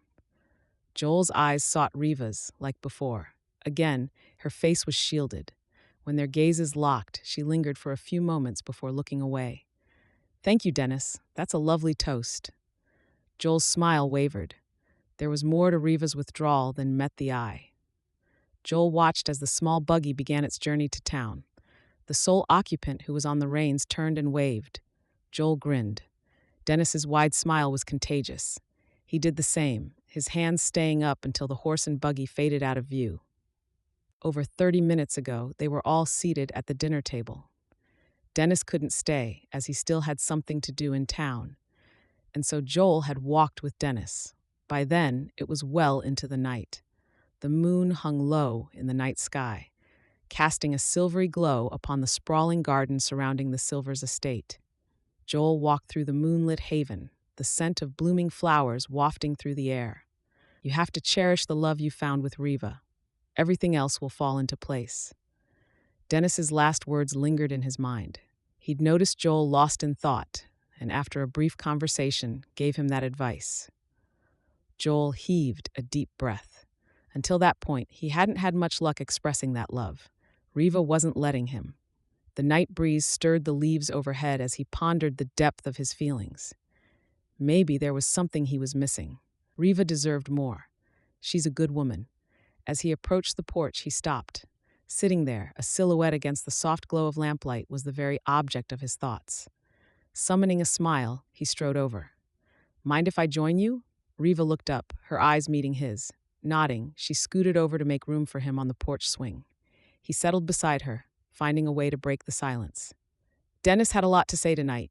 Reva giggled, a low, pleasing sound that made Joel's heart flutter. He's quite the storyteller. She turned to face him, taking a deep breath before speaking. Why doesn't he want to get married now? Maybe he's looking for something special and he hasn't found it yet. Joel reached over, squeezing Reva's hand. Maybe he wants something like what we have. Reva gazed into the distance. Then she said, "What do you see in me?" Joel had wondered the same thing before. When I was looking for a bride, I wanted a woman who was refined and who could hold her own. I got that and more in you. You're kind and you're beautiful. As Dennis said, I found a diamond while searching for gold. Her eyes met his, and her smile warmed his heart. The warmth of the moment met the tranquil beauty of the night, enveloping them both. Just as he leaned forward, Reva shifted her gaze into the starry sky. When I was a young girl, my father would wake me in the middle of the night and carry me outside. Then, for hours, he would tell me stories about stars and constellations. It's one of the few things I remember about him. This was the second time Reva shared stories of her past.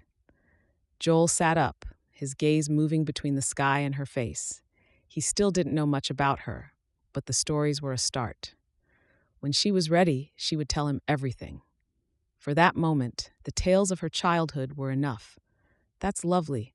My father wasn't one for gazing at the stars. Since I was a child, I grew up watching his sturdy, commanding frame as he handled everything. In a way, he told me stories too. A different kind, though. Reva laughed. What kind of stories? Joel went into deep thought for a few seconds. Stories of hard work, perseverance, and the beauty and the simplicity of life. We were rich, but he was very shrewd. Once, I asked my father if I could work in the fields like the farmhands. He let me work, treating me like he would any worker. It was hard, but he paid me at least. Afterward, he made me understand there's nothing better than hard work. And I worked really, really hard. You should have seen me sweat. Reva's laughter flowed freely, echoing through the night. Joel joined in. Inside, it put him at ease to see Reva relax around him again. The wall between them was crumbling. The stories continued, and the conversation deepened. Before Joel knew it, he locked eyes with her. In the hushed serenity of the night, the distance between them narrowed. His hands were on hers. An urge to claim her lips in a kiss nearly overwhelmed him. The conversation had ceased. Their faces drew closer, but just before their lips could meet, Joel hesitated. A voice in his mind held him back, urging restraint. Instead, he gently lifted Reva's hand and pressed a tender kiss to her knuckles. I can't wait to marry you, Reva. His voice was almost a whisper.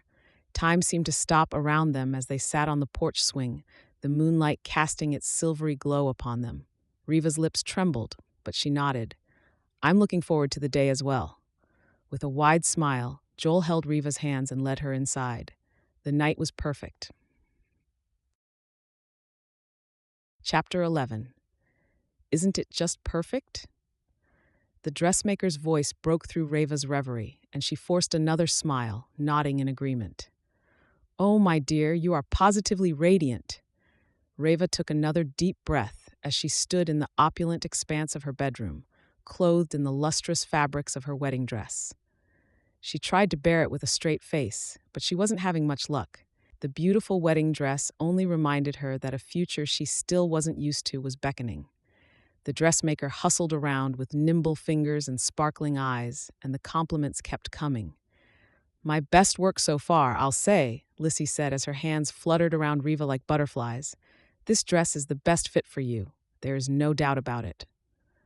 Reva forced a smile. It was true, the dress was beautiful, embracing her form like a gentle caress.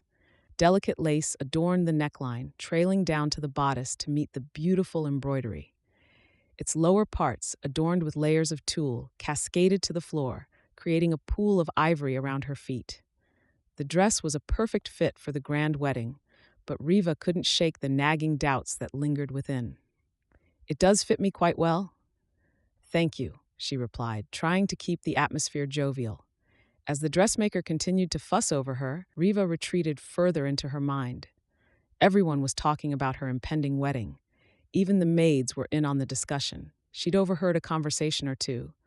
Yet here she was, wondering if the elaborate gown she now wore was a cage trapping her in a world she wasn't sure she belonged to. When the dressmaker finished, she stepped back with a huge grin.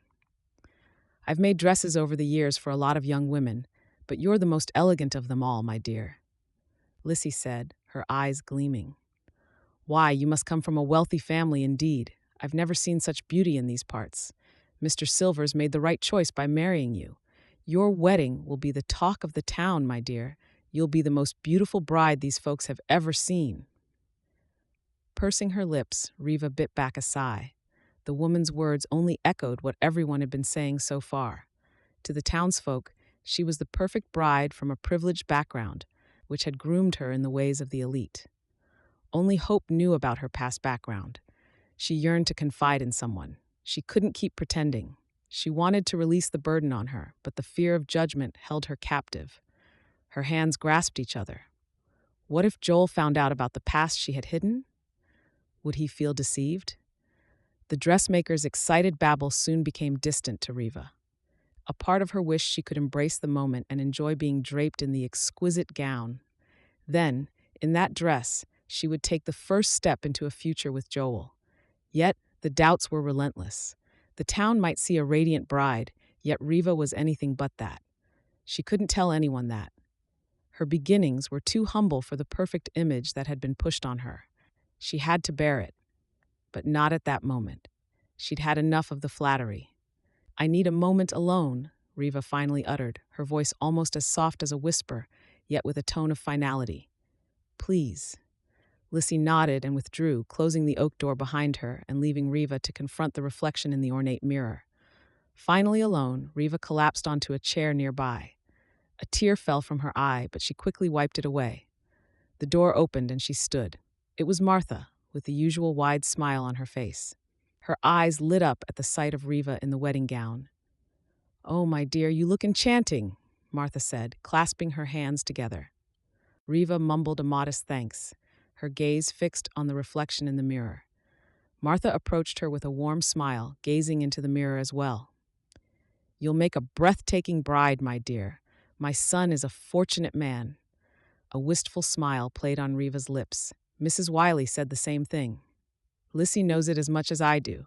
I asked her to make your dress the most beautiful thing ever, at any cost. She didn't disappoint me." With a gentle pat on Reva's shoulder, Martha turned her gaze to the gown. "This dress is a marvel. You're bound to make quite an impression on your wedding day." Reva's fingers absent-mindedly traced the delicate lace, her mind drifting to what awaited her beyond the allure of the wedding. Martha sat her down and looked into her eyes.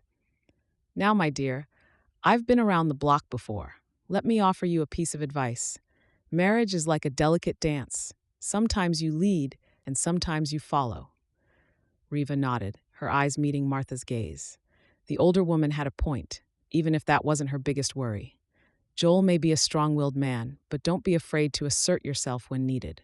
Support your husband however you can, and be open with him. Be open.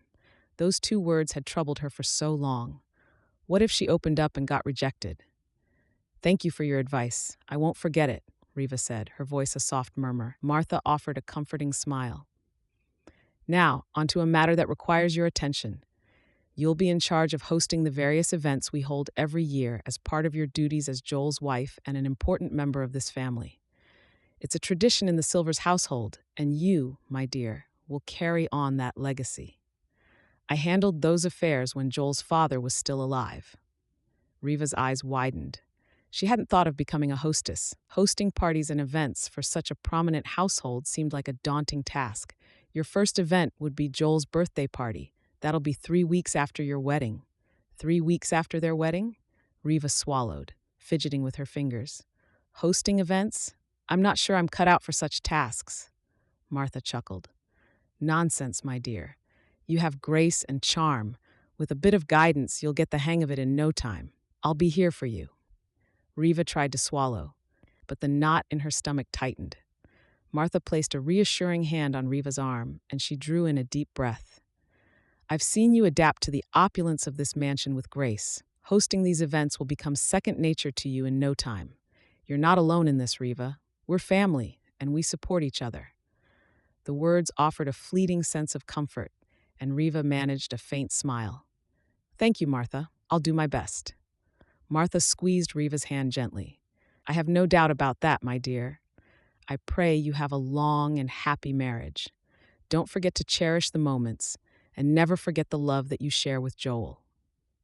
Reva's gaze met Martha's, and she tried to blink away the tears. She told herself she didn't deserve the kindness Martha was showing her. After a few moments of thought, she decided to tell Martha about her past. She would understand. Maybe she would talk to Joel, and they'd resolve it all before the wedding. There's something I need to tell you, ma'am. What's that? Reva paused, breathing deeply. Just as she was about to speak, a persistent knock on the door broke the silence and shattered the serenity of the moment. A maid entered with springy steps. I'm sorry, but there's a woman named Hope here to see you, Miss Reva. Hope? A spark ignited in Reva's eyes, and she turned to Martha. She didn't get to ask if she could excuse herself, with Martha already nodding. You can go, my dear. Attend to your visitor and send her my regards. We'll talk another time. Thank you. I'll be sure to do that. Not missing a beat, Reva made her way to the resplendent living room. There, she found Hope standing near the fireplace, with her eyes wide as her gaze moved around. The two friends locked eyes, and Hope gasped. Then a burst of laughter erupted from them. You look like you've stepped into a fairy tale, Reva said, her heart lightening at the sight of her friend. And you must be a princess. Hope's laughter echoed through the hall. This place is something else, Reva. It's like a dream. I thought I couldn't see anything more beautiful until you came. Your dress is splendid. Reva blushed. She was still in the wedding dress. Thank you. Martha wanted the best she could get. I'll say, if that was what she wanted, she got it. I haven't seen a more wonderful dress. Now I can't wait for the wedding. As they settled into a chair, laughing, Reva's mind momentarily escaped all that had been troubling her. The comfort of Hope's presence provided a reprieve from it all. I'm here to invite you to a small get-together I'm hosting, and of course, I'd love for you to bring your husband-to-be and his mother. The mention of Joel as her husband-to-be cast a subtle shadow over Reva's countenance. A fleeting moment of hesitation crossed her face, but she masked it with a polite smile.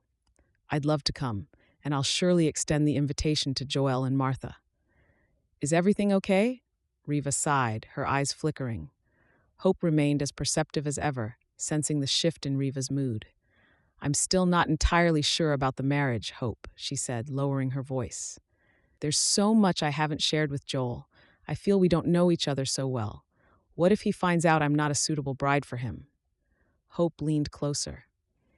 You can't carry the weight of the unknown forever. Joel chose you for who you are, not just the parts you've revealed. Plus, there's enough time to get to know more about each other after you're married. Reva's shoulders sagged. But what if he doesn't like what he discovers? Hope reached out, placing a reassuring hand on Reva's arm. You're not alone in this, Reva. Open your heart to him. Love is about acceptance, including flaws. If he truly cares for you, he'll stand by your side no matter what. Reva's gaze dropped. Does he love me? And do I love him? Hope's voice, gentle yet firm, cut through the turmoil. Reva, do you love Joel? She had just asked herself the same question. I don't know, she admitted, her voice barely audible. I'm drawn to him, but love? I'm not sure if I can answer that. Hope smiled gently. Love takes time to bloom, Reva. Don't rush it. Give yourself the space to explore your feelings. Joel chose you. Perhaps it's time to trust him. Talk to him. It was easier said than done. Chapter 12. The air in Edson Greenwood's cotton factory hung thick with the scent of raw fibers and the rhythmic hum of machinery. The clatter of looms echoed through the cavernous space, drowning out the droning of conversations. Joel Silvers, with a tailored suit that seemed out of place amidst the mechanical workings, stood overlooking the flurry of activity, with Edson Greenwood by his side. It was about time he finalized the deal that held promise for both him and Edson. Is there anything else you'd like to discuss? I would like it if we could have our business deal done today. I need to be somewhere this evening with Reva. Edson cleared his throat before speaking. Speaking of Reva, I feel I must apologize for my prying by the waterfall the other day. It was not my place, Edson said, looking away and adjusting his bowler hat. Joel nodded. No harm done, Edson. Water under the bridge. Good. Since there's nothing else to discuss, I agree with your terms. It's a pleasure doing business with you. We can sign the agreement papers after your wedding. Edson extended his hand, and Joel reciprocated with a firm shake, sealing the agreement that made Joel the official cotton supplier for Edson's textile factory. As Joel left the factory, the town spread out before him, a patchwork of wooden buildings and dirt roads. His thoughts, however, were not on the deal just closed, but on the woman who occupied his mind more than the textile agreement ever could. In the comfort of his carriage, with wheels trudging along the familiar paths to his residence, Joel's thoughts turned to Reva. The coming wedding loomed ever closer on the horizon, and a shudder gripped him. His nerves remained on edge, and it didn't help that his heart was throbbing. The realization struck him. He really was in love with her. He couldn't deny it any longer. Images of Reva's smile, the sparkle in her eyes, and the softness of her laughter played without end in his mind. It wasn't just about the union of two influential families.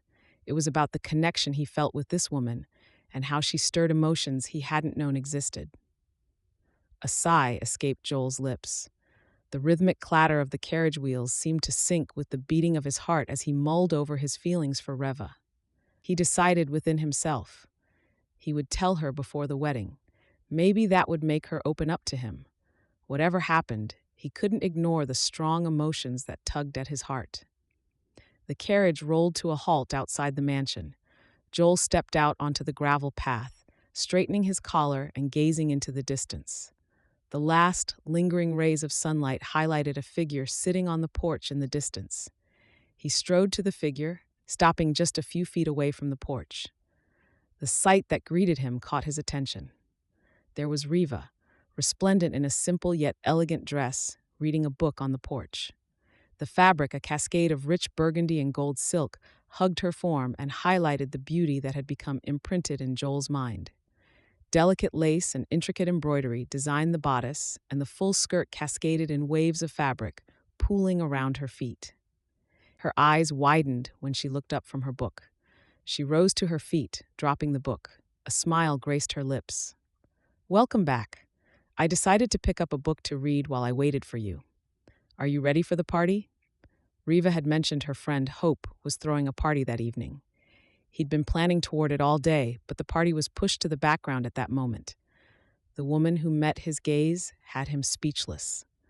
The dress, with its simple details and rich hues that complemented her complexion, created an allure that stole his breath away.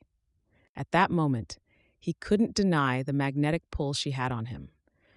"Reva," he breathed, his voice deep with desire, "you look absolutely beautiful."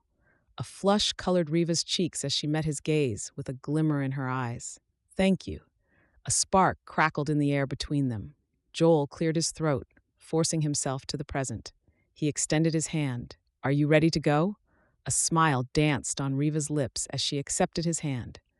Their fingers interlaced. Together, they stepped out into the crisp evening air. The evening breeze tousled Reva's hair, creating a halo of golden strands around her face. The glow of lamps nearby cast a soft radiance that only added to her allure. Joel felt a tug on his chest. If he hadn't realized how deep his emotions were, he did at that moment. Joel helped her into the waiting carriage before joining her. The man at the reins began the journey back to town. Sitting beside her and with his heart hammering, Joel decided that the confession would have to wait. Tonight was about celebrating with his beautiful-to-be bride. He would tell her after the party. The party was in full swing, with the lantern-lit ambiance creating an enchanting backdrop to the unfolding night. Hope had welcomed the couple with open arms, her joyous laughter ringing out in the lively atmosphere. Joel immersed himself in the festivities, his confession lingering at the back of his mind. The lively rhythm of the party enveloped him as he engaged in conversation with others. The same was true for Reva. His eyes found her, and he observed her with a hint of amusement as she mingled with other guests, laughter dancing on her lips. His gaze traveled to Hope, who was beside him at that moment. Smiling, he turned back to Reva. He couldn't pass on the opportunity to speak with Hope. After all, she grew up with the woman who had become the focal point of his thoughts. Joel's gaze lingered on Reva for a moment before turning back to Hope. "So, Hope," Joel began with a warm smile, "how did you and Reva meet?" Hope's eyes sparkled. "Reva and I go way back. We've been friends for years, but we got closer a few years ago. She was there for me during a difficult time after my first husband's passing. It was a tough period, and Reva's support meant the world to me." Joel nodded, his smile widening. "Reva was as kind as she was beautiful. I had no idea. What did she do to help you through it?" Hope's face softened. "Despite her demanding job at the alehouse, Reva made time for me. She listened, offered comfort, and became a pillar of support when I needed it the most. I don't know how I would have coped without her." Joel's brows furrowed, a shadow clouding his features. "Alehouse?" Hope's eyes were on Reva. Yes, she'd been working at the place for quite some time before making the journey here. "It was a challenging job, but Reva handled it with grace. We've come a long way from our rough childhoods, and I'm grateful to have her as a friend." As Hope spoke, Joel's mind whirred. He clenched his fists, and his smile faded instantly. At once, Hope's words created a rift between the Reva he knew and the one he thought he knew. Hope was still speaking. Taking care not to sound harsh, Joel decided to cut the conversation short. His polite smile masked the turmoil within. "Excuse me, Hope. I need some air." "Are you all right?" Hope turned to him, her gaze searching his. "I'm fine." With that, he strolled away from the lively gathering. The noise of the party gradually faded into the background. The cool evening breeze swept across his face, conflicting with the storm that surged within him. The revelation lingered like a shadow. Joel's jaw tightened, and his breath quickened. The hurt that initially gripped him began to morph into smoldering anger. The woman he loved, the one he had pictured sharing his life with, had kept a significant part of herself hidden from him. The mask of her secrecy was a betrayal that cut deeper than he expected. He trudged on alone, and the tumult within his heart echoed from within. The distant laughter from the party reminded him of the special moments he had shared with Reva. The things he heard from Hope had tainted those memories. As the anger welled within him, Joel grappled with the question of why Reva chose to conceal her background work at an alehouse. Was it a matter of shame or fear of judgment? He shook his head. It was clear. She hid it from him because she was just like the rest of them. All she was after was his money. Joel's strides quickened. The tempest that raged within him fueled his pace, like a silent storm seeking release. What else was Reva hiding from him? The foundation of trust crumbled beneath his feet. Reva had been distant, not out of caution or respect for his position, but to hide a part of her life. The thought struck him like a piercing arrow. The air grew thicker. The sound of approaching footsteps caught his attention. He turned, and there stood Reva, a playful grin on her face. The grin faded. "Why did you leave the party? Everyone has been wondering why you left." His voice, low and simmering with anger, cut through the night. "Why? What's wrong, Joel? Why are you so upset?" She moved to touch him, but he stepped back. "Don't. Just tell me. Why did you hide the truth about your life from me?" His voice had grown hoarse. Her eyes widened. "I didn't." "Don't pretend, Reva. I just found out about your past, including your time working at an alehouse before you came to Rainbow Falls. That was something you conveniently left out." By then, Reva was visibly trembling, and her gaze wavered.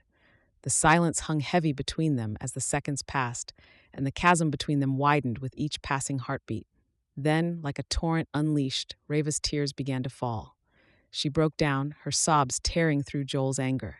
He watched, stunned, as the woman who had seemed so poised moments ago crumbled before him. "Why, Reva? Why did you keep this from me?" He bit his lips. "It didn't have to come to this." Through her tears, she managed to speak, even though her words were shaky with emotion. "I didn't know." "What?" "I didn't know about you. I never would have written back if I knew you were a wealthy man.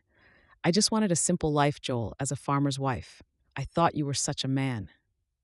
Joel was taken aback by her words. It all made sense. She'd acted strangely in her first days with him. The fire blazing in him simmered. "So, you kept this secret because of my wealth? You thought I wouldn't accept you if I knew the truth?" Joel asked once he had recovered from the shock. Reva, her eyes still swollen with tears, shook her head. No, Joel. I didn't tell you because you seemed to conclude that I was from a wealthy background.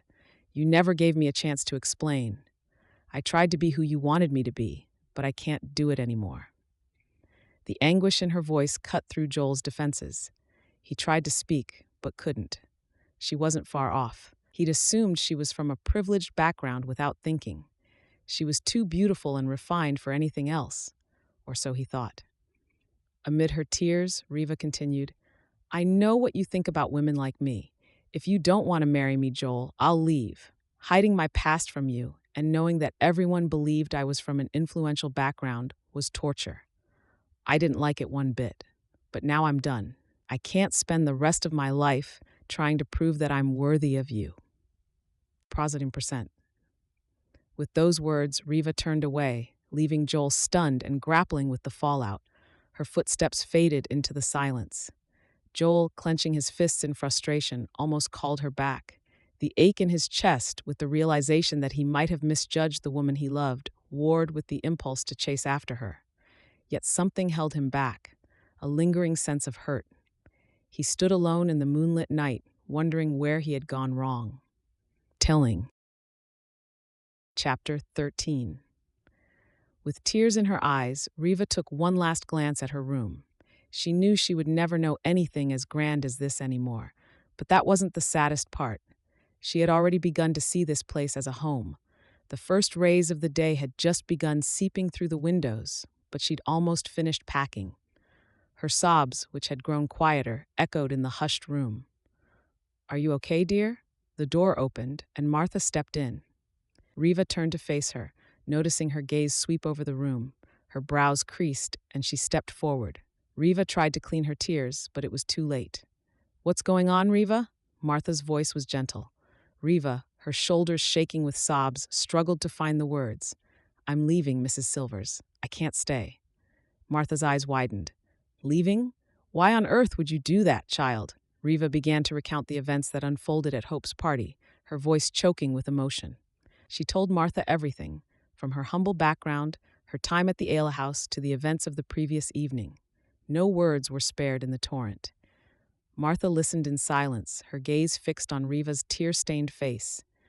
When Reva finished, Martha remained quiet for a long moment. She sighed before breaking the silence. I'm very sorry this all happened, Reva, my dear. You would have made a wonderful daughter-in-law. But Joel despises dishonesty. He hates being kept in the dark. Reva, still clutching a piece of fabric in her trembling hands, nodded. It was too late for regret. The truth had cut the fragile ties that bound her to Joel's world. I know, Mrs. Silvers, I understand, Reva whispered, tears streaming down her face. Martha's eyes watered. Oh, child. Reaching out, the other woman pulled Reva into a warm hug. Fresh tears streamed down Reva's face. I'll miss you, Reva. We all will. Reva managed to speak even as her throat tightened. I'll miss you too, ma'am, but I can't stay and make things worse. Martha, with a heavy sigh, nodded. I understand, my dear, but before you go, let me give you something. With those words, she left the room. She returned a little while later with a pouch. Reva, wiping away tears with the back of her hand, figured out what was in it from the chiming jiggles the pouch made. I'm sorry, ma'am, I can't. Don't be stubborn, you'd need it. It's the only way I can help you. I wish I could do more, but please don't deny me this. But Martha pressed the pouch into Reva's hands. Take it. It's not much, but it might help you get started wherever you're going. Reva's heart was heavy, but she accepted the money with a nod. Thank you, Miss Silvers. God bless you, my child. The two women embraced once more. The sobs that accompanied their farewell echoed through the room. When they pulled back, Reva carried her trunk and headed out of the mansion.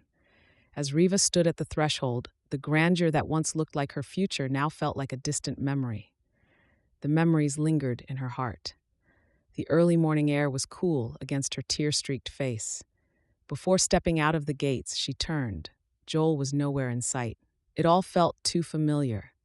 The flickering lamplight serving as the dim room's only illumination, the sole window, the modest bed, and the lingering smell of old wood were all too familiar. Reva sighed. Her room in the boarding house was eerily similar to her room in the alehouse back in Detroit. As she sat on the creaking bed, she stared at the old walls. Inside, she contemplated her return to Detroit. The heartache, caused by the void the events of the previous evening created, pulsed within her. Her heart throbbed. It would have been wrong to marry Joel under pretenses. She wasn't the woman he thought she was, and the truth of her humble background had severed the ties that bound them. The best thing would be to move on and think about a future without Joel. That was easier said than done. Her feelings for Joel had run deep after all. The love she felt for him lingered as an ache. With another heavy sigh, Reva turned on her bed. She began to think about what would happen to her. Was a return to Detroit the best? Should she remain to build a life in Rainbow Falls? She shook her head. She couldn't do the latter. Everyone knew her as Joel's bride already. How would she handle it? Her belly rumbled, making her aware of the fact that she hadn't eaten all day. Deciding to shake off the thoughts, Reva ventured downstairs to the common area for a meal. The scent of home-cooked food wafted through the air, momentarily distracting her. However, as she approached the dining area, her lips fell open when she spotted Dennis.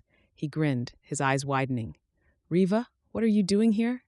She hesitated for a moment, then walked up to him. "I could ask you the same. What brings you to this place?" Dennis chuckled. "I came to visit my aunt. She owns this boarding house. What about you? Where's Joel?" A heaviness settled in Reva's chest, and she took a moment before responding. "Joel and I, things didn't work out." Dennis's brows furrowed. "What happened? You two seemed so happy together." Reva sighed, picking her words carefully. "I had to leave, Dennis. There were things about my past and my life that he didn't know. It wouldn't have been fair to continue pretending." He stood stunned, and then his gaze dropped. He remained silent for a while. Joel's been through something like this before. He was hurt by a woman who lied to get close to him because of his fortune. Reva's heart sank even further. "I never wanted to hurt him. I genuinely cared for him, but the truth had to come out." Dennis's gaze softened. "I know you're not like that woman, Reva. I've seen how much you truly care for Joel. I've never seen him so happy." Reva's eyes welled up with tears. "I appreciate that, Dennis, but I don't think we can go back to this. The trust is broken." "Don't lose hope. Joel may need time, but he's not one to hold grudges. I've known him for a long time, and I've never seen him so smitten. There's still a chance things might work out." Reva managed a weak smile, touched by Dennis's optimism. "I wish I could believe that, but I don't want to hold on to false hope. It's better this way." Dennis sighed. "What are you going to do now? Do you want to go back to Detroit?" A heavy silence lingered before Reva sighed, her shoulders slumping. "I don't know. Dennis, going back to Detroit feels like stepping into a past I've outgrown. But staying here, I don't know if that's the answer either." "Take your time, Reva. Figure out what you want. From all my years in this world, I've learned that life has a way of throwing us for a loop, even in the most unexpected ways. We just make do with what we get." He's right. I wanted a small, quiet family with a modest farmer, and I got the richest farmer in town. It hadn't ended well. At that moment, she didn't know what to do. After thinking deeply, she made a decision. She had a clear goal, and that was to move on. "I'll leave Rainbow Falls." Dennis, who was already on his way out, turned and nodded. "Good luck, Reva," he said with a smile. Reva released the deep breath she'd been holding. Her time in Rainbow Falls had come to an end. Chapter 14. Joel couldn't sleep. By the first light of dawn, he was already pacing his garden. His heart was hammering, and deep breaths weren't helping. The fragrance of blooming flowers in the garden, which usually calmed his mind, didn't either. His love had slipped through his fingers. Throughout the night, he couldn't stop wondering why it had come to this. Reva was right. She never mentioned being from a wealthy background and always fidgeted when the issue arose. He didn't help matters. When all was revealed, he ended up feeling betrayed. He never gave her the chance to express who she truly was. His fists balled tight, and his mind spun with more regret. His steps slowed when he spotted his mother in the distance. Her brows were lowered, and when he got closer, he noticed her lips trembling. The anguish etched across her features struck Joel like a blow. The lines of worry on her face seemed deeper, and the weariness in her eyes mirrored the pain that reverberated through his heart. Mother, what's wrong? He was tempted to ask where Reva was, but held himself back. It was too late. She turned slowly in the direction of the gate. She's gone, Joel. She left early this morning. Her words were heavy. The news hit him like a sudden storm, and a chill settled over him. Joel's voice wavered. I understand. Why didn't you try to stop her? He lifted a brow and frowned when a tear dropped from his mother's eyes. Her gaze bore into his. Why did you let her go, Joel? You let her leave without letting her know what she meant to you. The words echoed in his mind. She wasn't who I thought she was. He cast his eyes downward. She wasn't the kind of woman I wanted to marry. What kind of woman do you want to marry? Joel asked himself the same question. What did he want in a woman? Was it about social standing, appearance, or background? He had thought Reva was perfect enough for him. She was beautiful and kind. She made him feel complete. She was the kind of woman she wanted. I don't know, Mother. I don't know what I want anymore. He met her eyes. But Reva was good enough for me. Martha's expression softened, and she placed a hand on his shoulder. Why did you let her go, then? What changed? Joel found himself at a crossroads, and the raw truth of his actions confronted him. Reva, with her imperfections and the honesty in her eyes, had touched a part of him that he hadn't known existed. It dawned on him. What she made him feel was more important than what he thought he wanted in a perfect woman. I love her. Joel straightened as the realization dawned on him. I can't live without her. I don't care about her background or if she's perfect or not. What matters is how she makes me feel. I have to go after her. Martha's wet eyes shimmered, and she touched his chin. Don't let her slip away, son. If she makes you happy, that's all that matters. Go. I've instructed someone to prepare a horse for you. Joel pulled his mother into his arms. Then he dashed away, heading for the gate. There, a farmhand waited with a brown stallion. Joel nodded at the servant and hopped onto the saddle. Joel, where are you headed? Tugging at the reins, Joel tilted the horse's head. Dennis stood by the gate. I'll explain later. Have you seen Reva? Dennis sighed. She's about to head back to Detroit. Her train is leaving soon. The words hit Joel like a blow. There was no time to waste. Without a second thought, he spurred the horse forward. I'm going to get her back. As you should. Good luck, Joel. When Dennis's last words rang out, the horse was already galloping to town. The rhythmic beat of hooves against the ground echoed the pounding in Joel's chest as he rode toward the station, his heart fluttering. The mansion and the garden retreated into the distance, and a fierce determination burning within Joel guided him on. The landscape unfolded before him, and he was nearing his target before long. The train station stood in the distance. Dust billowed around him, and soon the train station was in view. His breath caught in his throat, and he prayed silently that he wouldn't be too late. The train's whistle screeched, its sound piercing through the rabble. Dismounting, Joel's eyes scanned the platform in a frantic search. The crowd swirled in a chaos of faces and bustling activity. Every heartbeat echoed the ticking clock, counting down the moments until the train would carry Reva away from him forever. His nerves grew taut. There, amidst the sea of people, he spotted her. Reva stood at the edge of the platform, her silhouette framed against the backdrop of the train. He sprinted towards her, eager to reach her. He couldn't. She seemed further away from him. Reva? His voice rang through the platform. She turned, and her eyes bulged. The train's whistle pierced the air.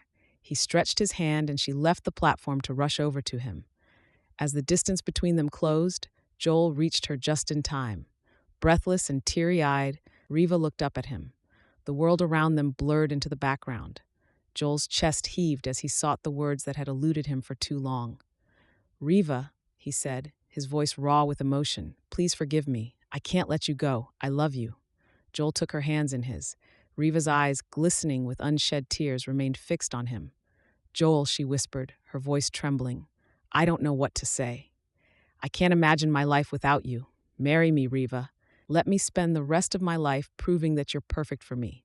Your past may not be perfect, but you're perfect for me. Her lips quivered. A tear slid down her cheek as she nodded, and her lips broke into a grin. Yes, Joel, yes, she choked out. I love you too. Smiling, Joel pulled her into his arms. A rupture of cheers and applause rang around them, and the train's whistle rang out again. With a chug and a chime, it began its journey into the far horizon. Let's go home. Home. Reva leaned against his shoulder as they returned to the horse. I'd love that. Epilogue. Reva glanced at the mirror, marveling at how the delicate folds of her wedding gown hugged her figure. The fabric caressed her skin as she moved, the intricate layers standing out. Hope, her bridesmaid, clapped at the transformation. You look absolutely breathtaking. Reva offered a shy smile. Deep down, she struggled to get the wild pulsing of her heart under control. The day was finally here. She was getting married to Joel. Only a few weeks ago, she was still trying to grasp the reality of settling into a wealthy household. Yet at that moment, she couldn't imagine a life without Joel. She'd never been more ready to enter a new chapter in her life. A tear trickled down her eye, followed by another. She wished her mother and father were here to see this. A week ago, she'd received a letter from her brother. Although he couldn't be in Rainbow Falls for the wedding, he planned to visit soon. It warmed her heart to read the letter, and her brother's words had driven her to tears. A soft hand touched her shoulder. What's wrong? Reva wiped away the tears on her face. Nothing. I just remembered my mother and father.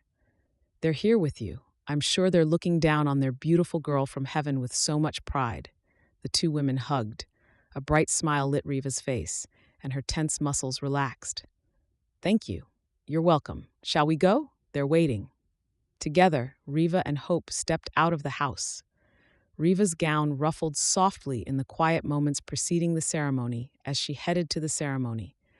The path to the huge lawn, which had been prepared for the ceremony, was adorned with flowers and draped in ribbons. From where she was, Reva could spot the people who'd come for the wedding. As they got closer, the murmurs of the gathered townspeople grew louder. There were surely more than 100 people present, more people than she had expected. The atmosphere was perfect, with the sun smiling on them. The scene reminded Reva of a painting. Joel stood beneath the ceremonial arch, his frame etched against the backdrop of the rustic charm. The sight of him in his finely tailored suit left Reva's cheeks flushed. He turned at the sound of her approach, his eyes widening in stunned silence. Dennis stood beside him as his groomsman, with a wide smile on his face. The minister smiled as well. A hush fell on the onlookers as Reva went past. Her eyes met Martha's in the congregation. She was beaming. Her gaze returned to Joel's, remaining that way until she reached his side. Reverend Newton cleared his throat before beginning the ceremony with words so eloquent they captured everyone's attention. Everyone but Reva. The man in front of her had her full attention. Vows were exchanged, echoing through the air. Joel's voice was rich with emotion. She bit her lips to keep the tears away as she read her vows. Then the rings, glinting in the sunlight, were exchanged. It was over before she knew it. She was Joel's wife. Once the proclamation was made, Joel and Reva leaned toward each other. She held her breath. Her eyes met his, and her lips parted. Her hands slipped onto his shoulders. He dipped his face toward her slowly until their lips met. A loud cheer and joyous applause rang out, but the sounds were muffled to Reva. After a slow, soft kiss, Joel raised his head. His gaze was tender. She could feel the throbbing of his heart against hers. She smiled. Their first tender kiss as husband and wife was perfect, almost like a dream. I love you.